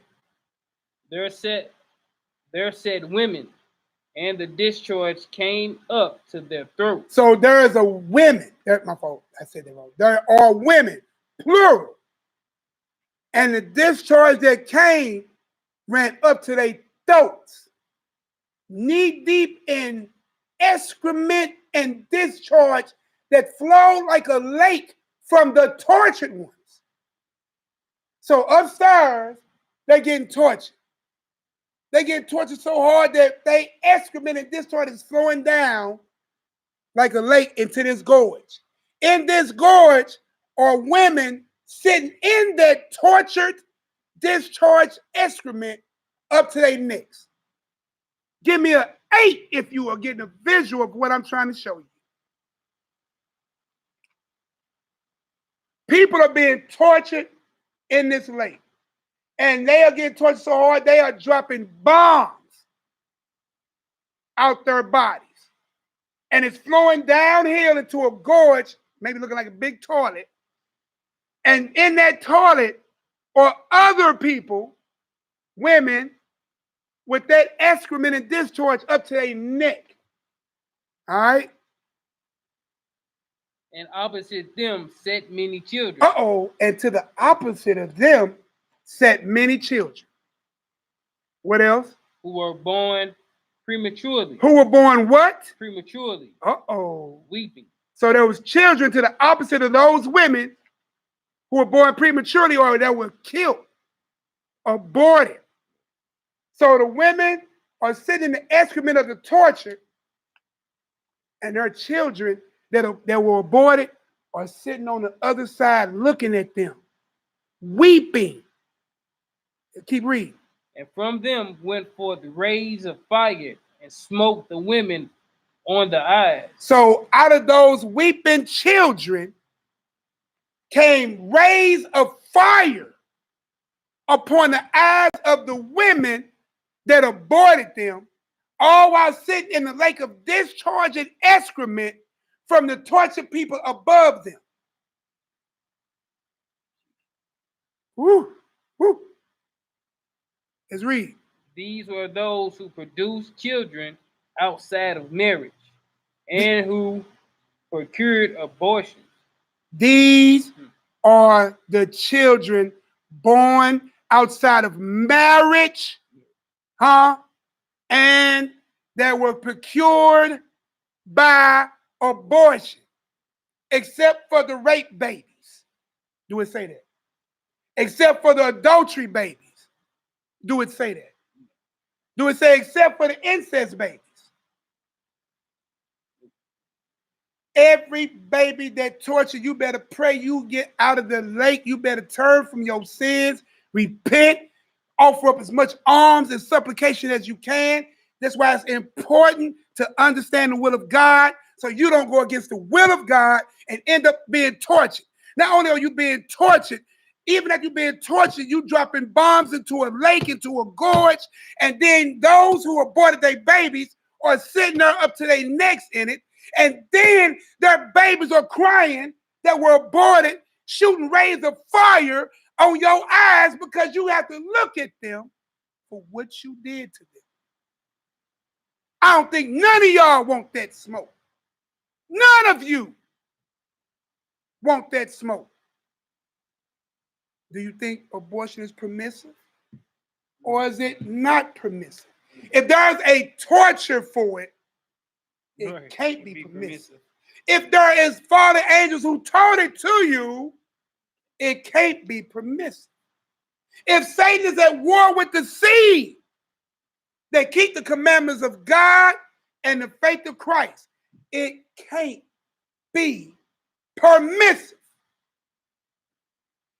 Even dealing with your rape babies, your incest babies, right? And your adultery babies. Dang, then you keep adding that adultery part because we're going to keep reading. Give me that other part.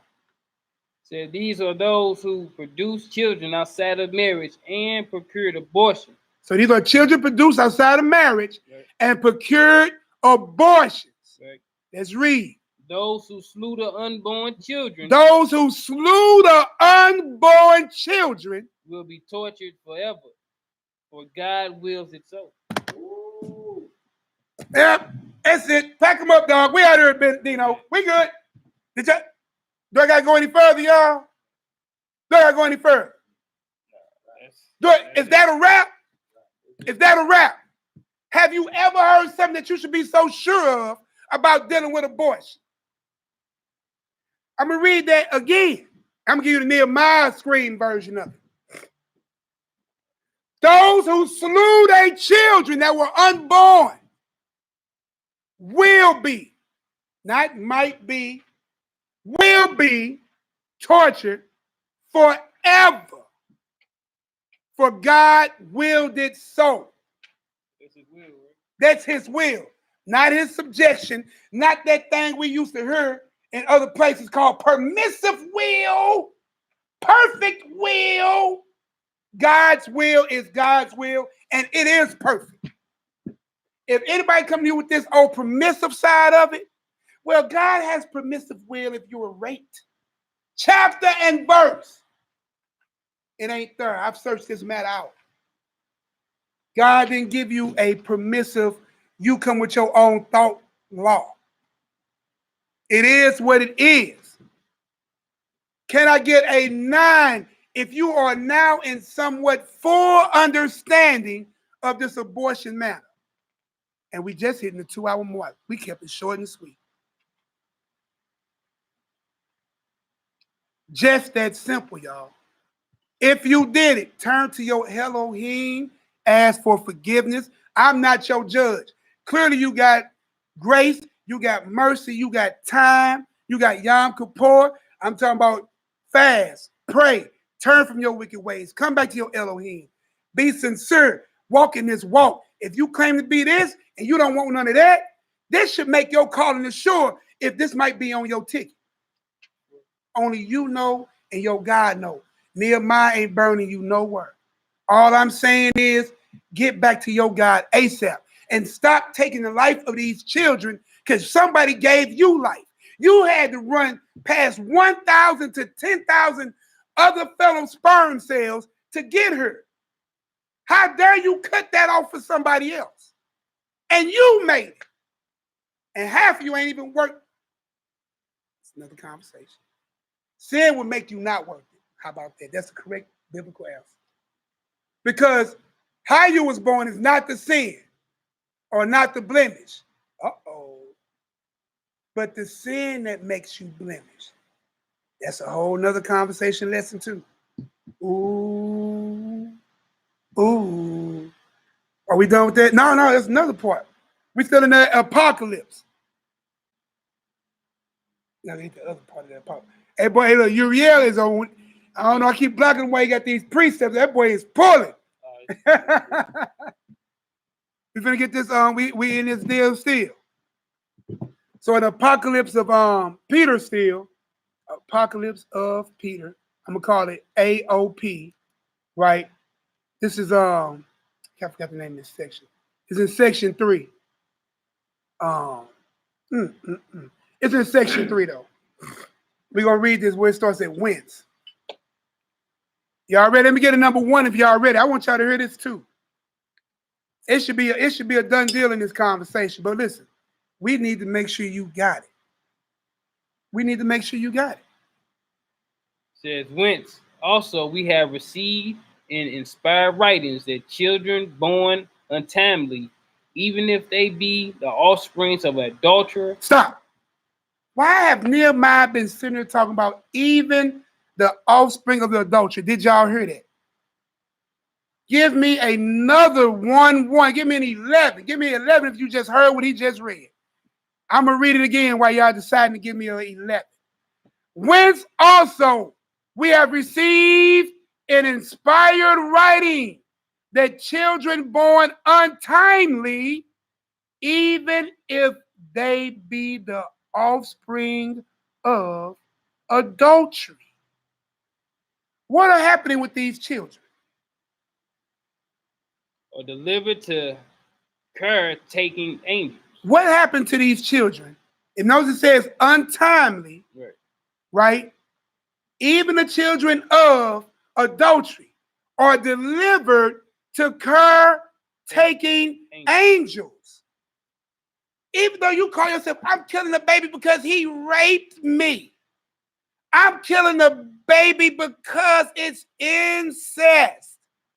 I'm killing the baby because of adultery. My husband can't find out I messed with his partner.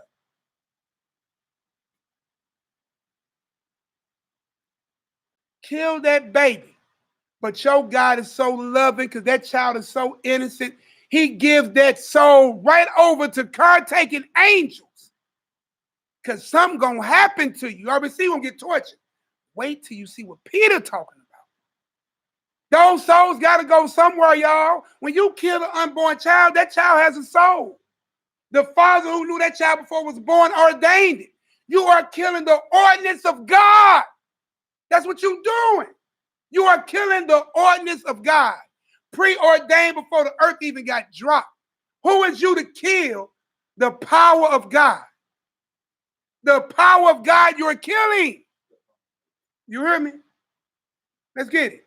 For if they had come into being contrary to the will and ordinance of that blessed nature of God, how could they have been delivered to angels to be nourished up in all repose and tranquility? Did y'all get that? Give me a 12 if you got that. 12 for the 12 tribes. Give me that if you just got what you just read. If not, I'll read it again and I'll give it to you. Did y'all get it? I need a 12. Did y'all get that deal? Did y'all get it? That script was so powerful, boy. Boy, even the sperm is like, that's right. Boy.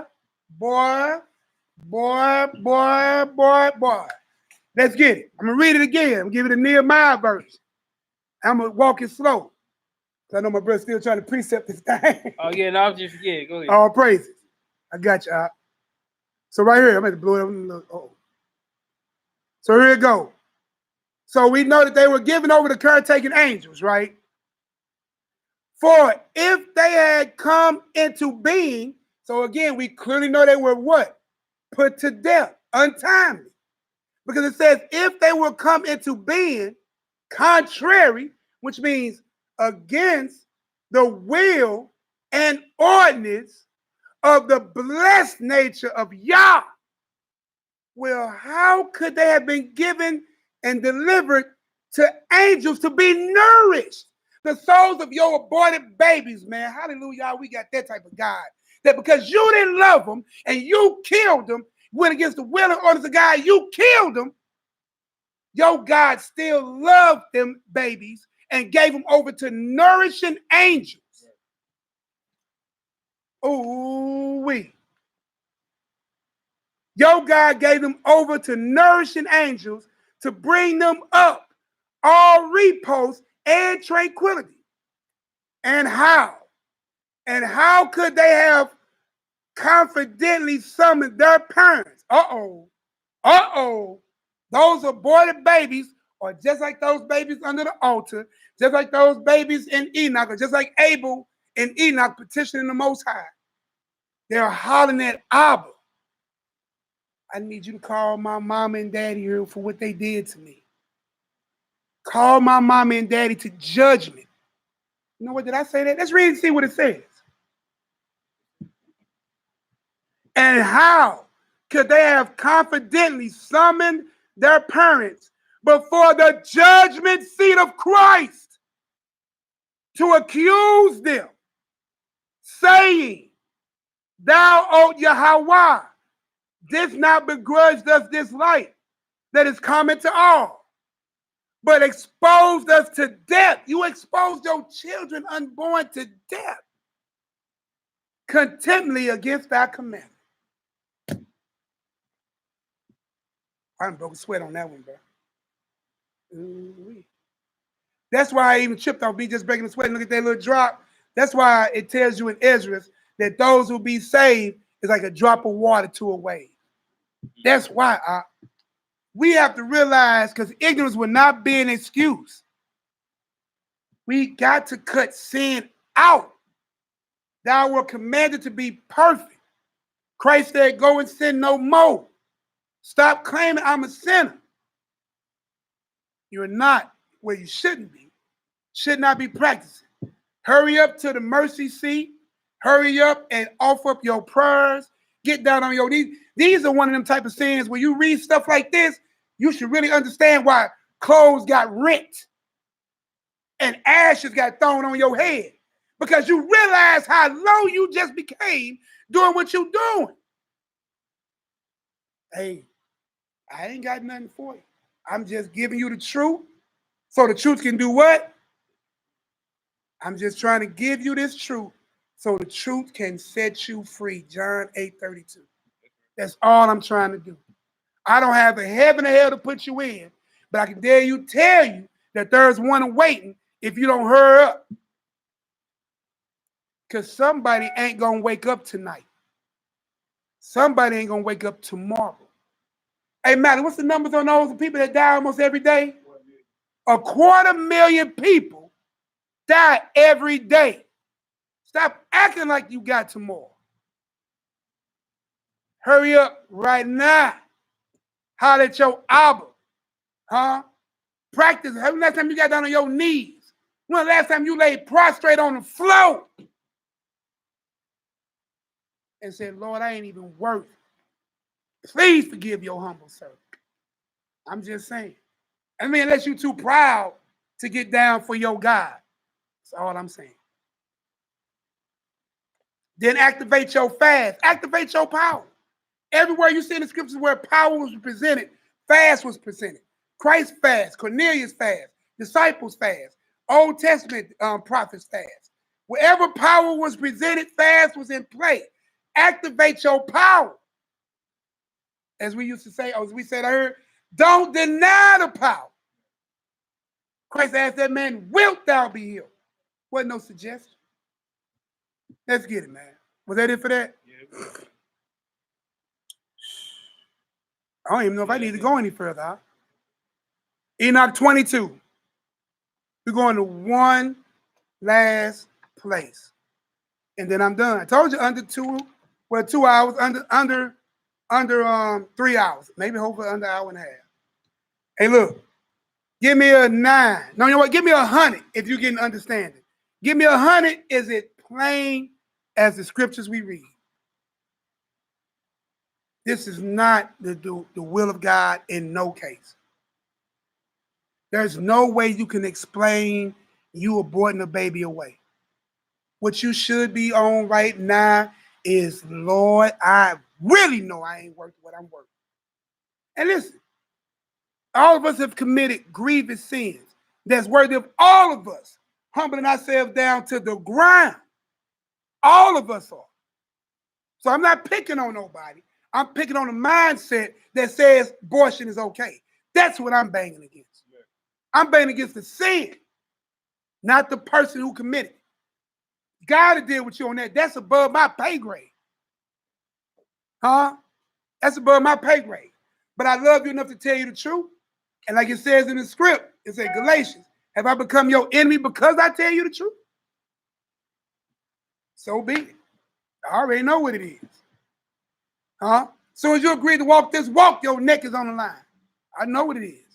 If you know, they know donations go up when this type of message go out. I got one from Watchman earlier. No, there ain't nobody donating. No, I told you I'm going to lose some on this one.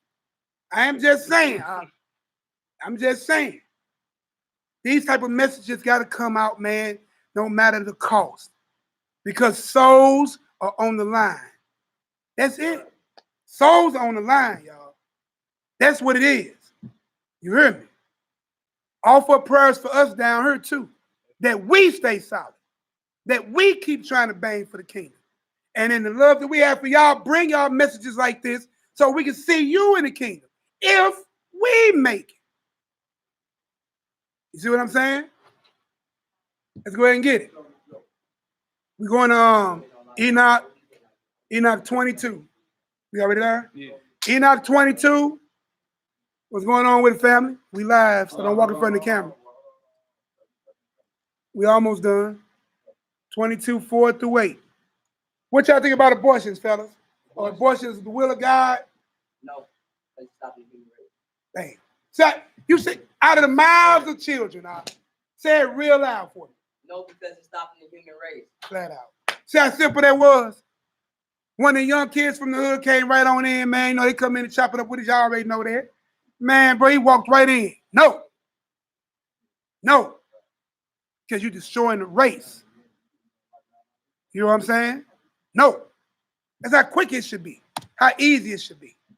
Let's get it. Enoch 22, verse 4 through 8. Enoch chapter 22, verse 4. They prepared these places in order to put them, the souls of people, there until the day of their judgment. See what this is? So now you got to understand what we're reading right now. It should bring all this understanding about how those babies on the opposite side, crying, weeping, issuing out torture, how these babies are sitting here going to the throne seat of Christ, asking Christ to judge you for killing them. Even the adulterous babies are doing it because there's no excuse for shedding innocent life. Those babies that are killed, those 61, somebody, what's the number right now? 61 million. I'm going to the abortion website right now. I'm going to the abortion website I put in the room earlier. I want y'all to see how profound this is. Yeah, click on it. I think the numbers are changing too quick. 61 million, man. Just get it from the. Actually, we need to invest in the mouse. It's kind of hard to do that because then you can't copy it. Now just don't hit the 9. So you just The numbers are changing too rapidly. right. So now copy. It's real time, so it's changing too quick. Put it like this. If somebody can copy and paste So 60, the US, 61 million since Roe versus Wade, 61 million US souls are petitioning the throne of Christ and Yahweh for the judgment of you, ready to render torture to you if you pop up in that lake. Ooh. 1 trillion babies worldwide, 1.5. and then just imagine some people be having like 4 and 5 abortions. That ain't Bro. even like one child you gotta look at or answer for. You got 4 and 5 children. 4 or 5 so the abortions thing is per just one just person. Like, at the end of the day, it's just like, all right, so you look at it for what it is, right? So just like, okay, they had the first abortion, right? Yeah.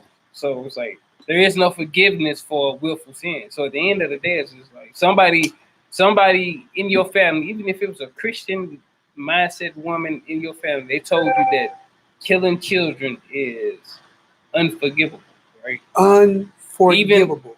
But then it's like you continue doing it. So it's like, man, you got 4 and 5 children that you did kill over and over and over. That's not the kind of mindset to have going into judgment. Bruh, that ain't what you want on your table going to judge. Right. Yeah, that's what I'm saying. No, I'm with you. No, definitely. I'm with you because that's a mindset that allows them to kill that baby more than one time. Right. That's a mindset that makes them kill the baby the second time. Not, let me correct the sin that I'm doing to keep getting pregnant by playing the harlot out here. Or sleeping with somebody else's husband. Or whatever the sin is. And that's the man too, y'all. You know what I'm saying? So definitely, it's on both ends. Man. Both ends. Both ends.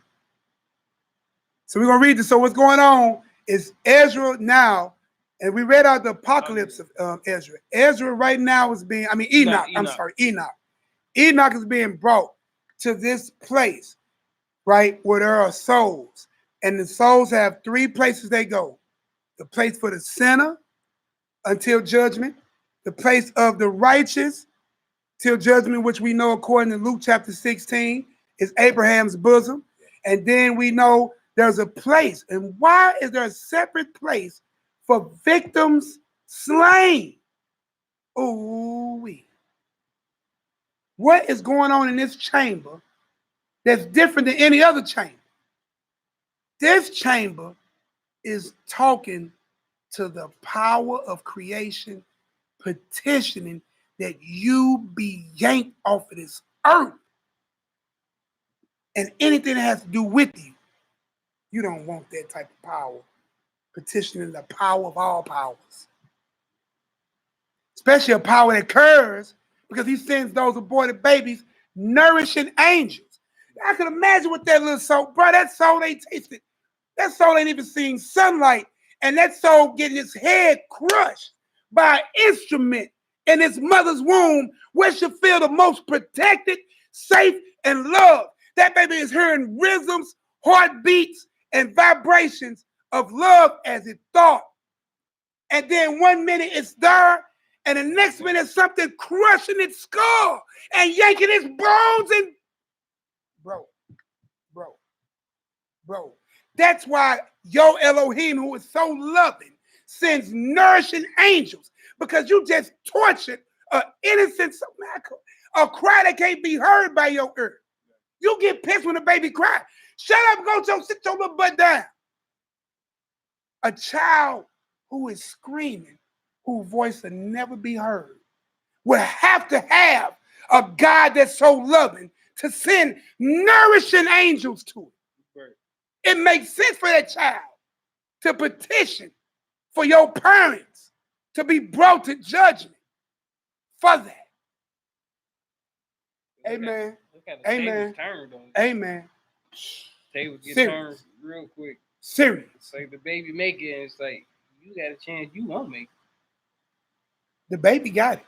Baby got it. Yeah, that's what I'm saying. Like The the baby baby got got it. It's like, but you down here fighting to get it, and you just might not have it. It's crazy. It's crazy, y'all. Go ahead and read that Enoch. Just the last verse, last scripture we go into. I could go into, matter of fact, I'm going to give y'all the scriptures in the room. We're going to read this Enoch, and then we're going to go ahead and close on out. Hey, look, because I know people need to sit and meditate on some of this stuff. You know what I'm saying? You need to reevaluate self. Even us raggedy, no good men, are putting y'all in that position, but it ain't all our fault either. You know what I'm saying? It's two faults. And I'll be honest with you, especially you brothers who are paid to have your unborn child. Boy, you the worst of the worst. You supposed to be the kings and rulers, protectors and guardians. And you paying for death to your own seed that you shot out through your covenant member. Boy, I can imagine what's going to happen to you. I said let's end it with Deuteronomy 21, 8, 9. You want to read? All right. All right. So I'm going to put. So look, I want y'all, this scripts I'm putting in right here, right, is witness scriptures to go with that Enoch. We'll type that whole thing in. So we're going to read. Y'all already know what the Enoch is. Go ahead, check it out and read it. I mean, y'all got this, man. It got me hot. I'm talking about, I don't even know if y'all can see the sweat on my forehead, boy. And our own. This topic got me hot. I never believed in abortion. I got 7 children. My children got their children. I never put my 4 daughters on birth control. How about I got them the knowledge of what sex is and its purpose and let that govern their members? See what I'm saying? Because they're going to be promiscuous. They're going to be there. You can't stop a child birth control. Birth control. Birth control can't save wickedness. Man, even with birth control, man, just like, man, if you look at it for what it is, that's a mindset. You teaching them to go ahead. A lot of these women get pregnant on birth control. So it's just like the seed itself and like the power of God is beyond birth control. So it's like if you was meant to have this baby, you're meant to have a baby. So it's like people on birth control, they get pregnant. So it's like, okay, well, the birth control didn't work. So then they kill the baby. So it's like if you'd have thought in your mindset, like, I'm supposed to have this baby for this birth righteous control reason, I'm not laying with anything.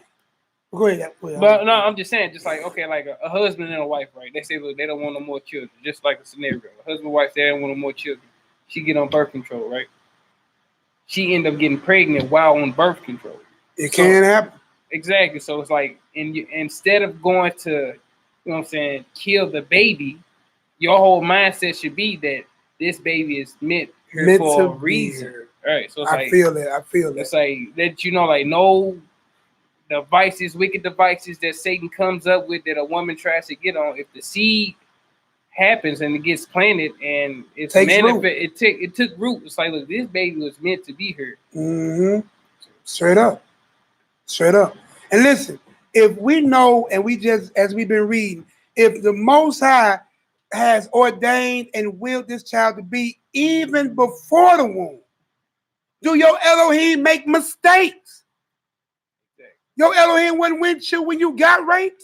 Also, man, psychological damage. Like all these women that have abortions jacked up too. Like you in your mind you jacked up watching how they make you look Can y'all hear Lakai? And their minds, you be jacked up behind it. It ain't like you just going with your normal life, you thinking about this baby. You know what I'm saying? Like all the way around from the baby, all the way down to the woman they do this shit on. In your spirit and in your conscience. You vexed. You vexed. So that how you know it ain't nothing righteous behind it. It's not permissible. The Most High didn't command it, turn his shoulder to it, smile on it, nothing, because even the woman that try to cover up the bullshit didn't happen. Even the man, if you got someone to conscience and try to pay for it. And try to pay for it, huh? You know, in your spirit, you jacked up behind it. That's straight murder. You straight paid somebody to murder this child. That's what you paid for, huh? Curse be he. Cursed be he who take reward Yeah. for shedding of innocent Like blood. that was Yeah. And look, bro, it's later for being passive on these sins. We got to chop these hard sins up, and we got to give it to you. I'll come with some more hot topics. It's cool. Go. It's cool. You hear me? You hear me? Son. It's cool. What you got for us, man? Tell the people what you got for them. This Deuteronomy chapter 21, verse 8 and 9. It says, be merciful, O Lord, unto thy people Israel, whom thou hast redeemed, and lay not innocent blood unto thy people of Israel charge, and the blood shall be forgiven them. So shalt thou put away the guilt of innocent blood from among you, and thou shalt do that which is right in the sight of the Lord. Hey, somebody need to get that scripture that he got right there. If innocent blood is on your ticket, petition the Most High to stand on that word right there. That's how loving your God is, man. But listen, don't be bold, proud, or high-minded to think you don't have to repent for this. Because the measure of repentance is measured by this. Confess, repent, turn away. You have to confess it. You have to acknowledge it. You got to go before the throne with it. Petition the Most High, offer up supplication, man, and never revisit that thing again. How about I won't do what I do to get pregnant? How about I wait for my husband? How about I deal only with my wife or wives? And how about let's do this thing the way the Most High ordained it to be? It'll go better for you. It'll go better for us. Because these sexual sins like these cause the land to sin and cause us to stop getting the end game. It will happen, but that's why a lot of you ain't gonna make it. It might not even be me. I ain't gonna say, hi, Malaki, I got this. You know what I'm saying? I'm just in the same boat like y'all, narrow path I must walk. You know what I'm saying? But I made up my mind not to play with this thing. That's the difference. I accept all I did as if I couldn't. I acknowledge all I did as I should. I petition the heavens for forgiveness. It's what I better do. And then I mission myself not to do none of it again. New purpose. Straight up. So we're going to read out here, y'all. How y'all feeling? Under 2.5 hours. How we looking? So the question on the table is permissive or not permissive? Will of Yah. Anybody want to type the answer in? Let it be a witness unto thee. Is it permissive to have abortions or not permissive? Let it be your written testimony. Okay, permissive might be a big word.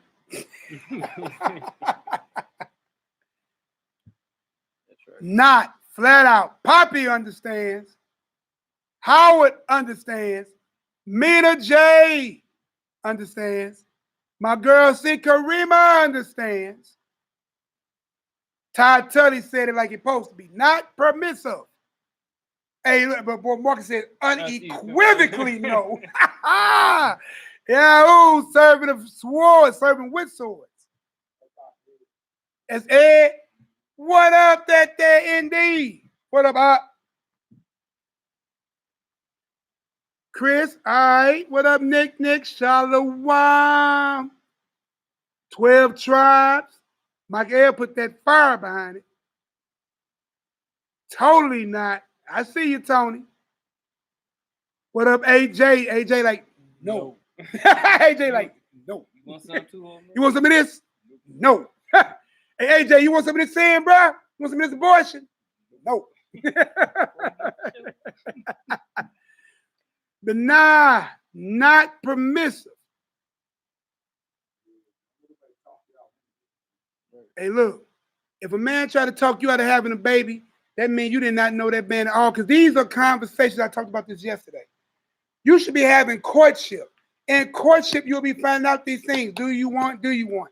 You should already have y'all, quote unquote, marriage home plan together by the time y'all consummate. Y'all should have y'all marriage home plan together by the time y'all consummate. How about you say, I know I'm Israel, come all the way back to the covenant and culture thereof. Don't go back on your agreement. That's the whole thing. Don't go back on your covenant with each other. That's it, man. Honor your covenant. Because your Elohim is honoring his covenant with you at both ends, life and death, eternal or damnation. He's going to honor it. You got to ask yourself, where I'm going to put yourself. Because you putting yourself there. He didn't do it. All right, so with that said, we're going to get this prayer in. We're going to hit that, I wrote it down. Those are Psalms I wrote down. Now we got the Psalm 23 to open up. I didn't write it down? No, I 58. thought about it. Psalm, what that, 58? 58 or 9. No, I think it's 58. 58? Oh, yeah, because you look at it at first. So we're going to read that Psalms 58. Told I was going to have to add that at home.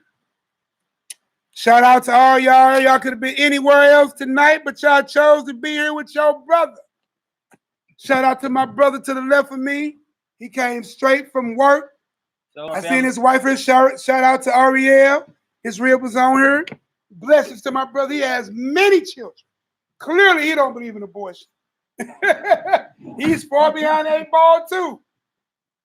All right. All praise, man. Lord bless your house, man. Glad. Look, called his brother to come in and sit in with me, man, and read. He didn't even go home. That's how serious brothers is about this work with y'all. He didn't even go home. Off the plantation, straight to the work of God. And Lord bless y'all. Hallelujah. Psalm 58. Do ye indeed speak righteousness, O congregation? Woo. Do ye judge uprightly, O ye sons of men? Woo. Ye in heart, ye work wickedness. Yeah, weigh the balance of your hands in the earth. The wicked are estranged from the womb. They go astray as soon as they be born, speaking lies. Their poison is like the poison of a serpent. They are like the deaf adder that stoppeth her ear, which will not hearken to the voice of chambers, charming never so wisely. Break their teeth, O God, in their mouth. Break out the great teeth of the young lions, O Lord. Let them melt away waters which runneth continually, which he bendeth his bow to shoot his arrow. Let them be as cut in pieces, as a snail which melted, like every one of them pass away, like the untimely birth of a woman, that they may not see the sun. Before your spots can feel the thorns, he shall take them away, as with a whirlwind, both living and in his wrath. The righteous shall rejoice when he seeth the vengeance. He shall wash his feet in the blood of the wicked. That's right. So that a man shall say, verily, there is a reward for the righteous. Verily, he is God that judgeth in the earth. Hallelujah. Selah. Yeah. Yahoo. Boy, y'all hear those scripts? Hey, man, those Psalms be coming right behind them lessons on point. Did y'all hear this? Man. Are you pointing out? Oh, yeah, I'm pointing it out. Hey, bro. Y'all hear this? Do ye indeed speak righteousness?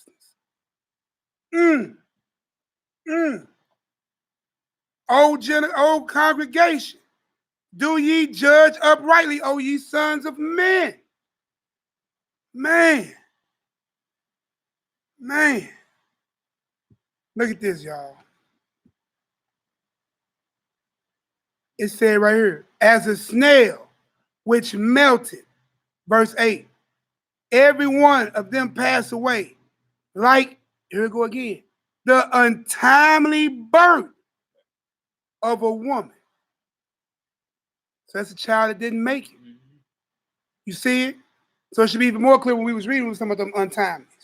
But we know because it said they was carried up to be nourished by angels. But I just want y'all to see it. Hallelujah. All praise to our great power and his King, only begotten Son, our Messiah. Look at this, man. The righteous shall rejoice when seeth the vengeance. He shall wash his feet in the blood of the wicked. And we read about them babies. Them babies petitioned for their parents to be brought to judgment before Christ. Sat there on the opposite side, issuing fiery lasers, dog, fiery joints at their parents for judgment. Man. So the man that shall say, verily, there is a reward for the righteous. Hallelujah. Verily, he is Yahweh that judges the earth. Man, all praise to the Most High. All praise. All right, y'all. I'm going to get up out of here. Y'all won't see NehemiYAH for about 3 weeks. No, I'm just joking. Mally won't even let it sow. Uriel won't let it be sold. These brothers hunt you down, you go AWOL around here. Shit. Pop up at your door. Sure. Get a phone call like, hey, you going off. Going off, son. Going off, son. Plus me mommy calling. Me mommy. Shalom, mama. Shalom. All right, y'all. If anybody that wouldn't mind, free will offering. I know we ran hard. We was probably so focused in, man. Appreciate all who gave, who had the mind to give, the spirit to give, and maybe not the ability. Definitely keep us in your prayers. You know what I'm saying? As we praying for you. And man, may we all be blessed, from those who hear the word, those who receive the word, especially those who do what? Do the word. You know what I'm saying? What that says, I think that's Romans 2 and Romans 2 and I think 13. Not only those that are the hearers, right, but the those that doers, those are the ones that will be justified. There you go. Let those who be blessed. I think that's Romans 2 and 13. Pretty sure it is. All right, y'all. My mama on the phone. She listens to me talk to y'all. Is it what? Did you say, mama? It's 2 and 12. Boy, my mama on the phone spitting script. That's right, mama. 2 and 12. Let's see what you know what you talking about, old lady. What you talking about? Ooh-wee, she right. I mean, she ain't said, but she right, because 12 is a killer. We're going to read this for you. Mama, you right. I'm gonna put. She's right. She'll be right there, 2 and 12. Romans chapter 2, verse 12. 12 and 13. For as many as have sinned without law shall also perish without law. Woo! As many as have sinned in the law shall be judged by the law. That's right. For not the hearers of the law are just before Yah, but the doers of the law shall be justified. Say, hey, mama, you got it. Mom shot me that 12. I'm just saying. Yeah, you is old, mama. I'm old. You know you old. Shalom, family. Shalom. All right, y'all. Hold on, mama. Let you say shalom to the worldwide assembly. Go ahead, mama. Say shalom. Shalom, bro. It's the whole family, mama. You on the internet. You even live. Shalom, right mama. But she said, shalom, family. All right, mama. Put you back in my ear. All right, Israel, man. May the Most High bless all y'all. Shalom till we meet again. Shalom, family. Shalom. Love y'all indeed. Shalom. And the truth, man. And everybody stay humble, man. Stay humble. Stay humble, man. And then listen, don't be the hearers, be the active doers of the word. Yahoo. Yo. Hold on. Go, mama, give me your Yahoo. Go ahead, mama. Hold on. Don't enter yet. Don't enter yet. All right, hit that Yahoo, mama. She sound like a truck, though. Yahoo. Yahoo. Shalom, Israel.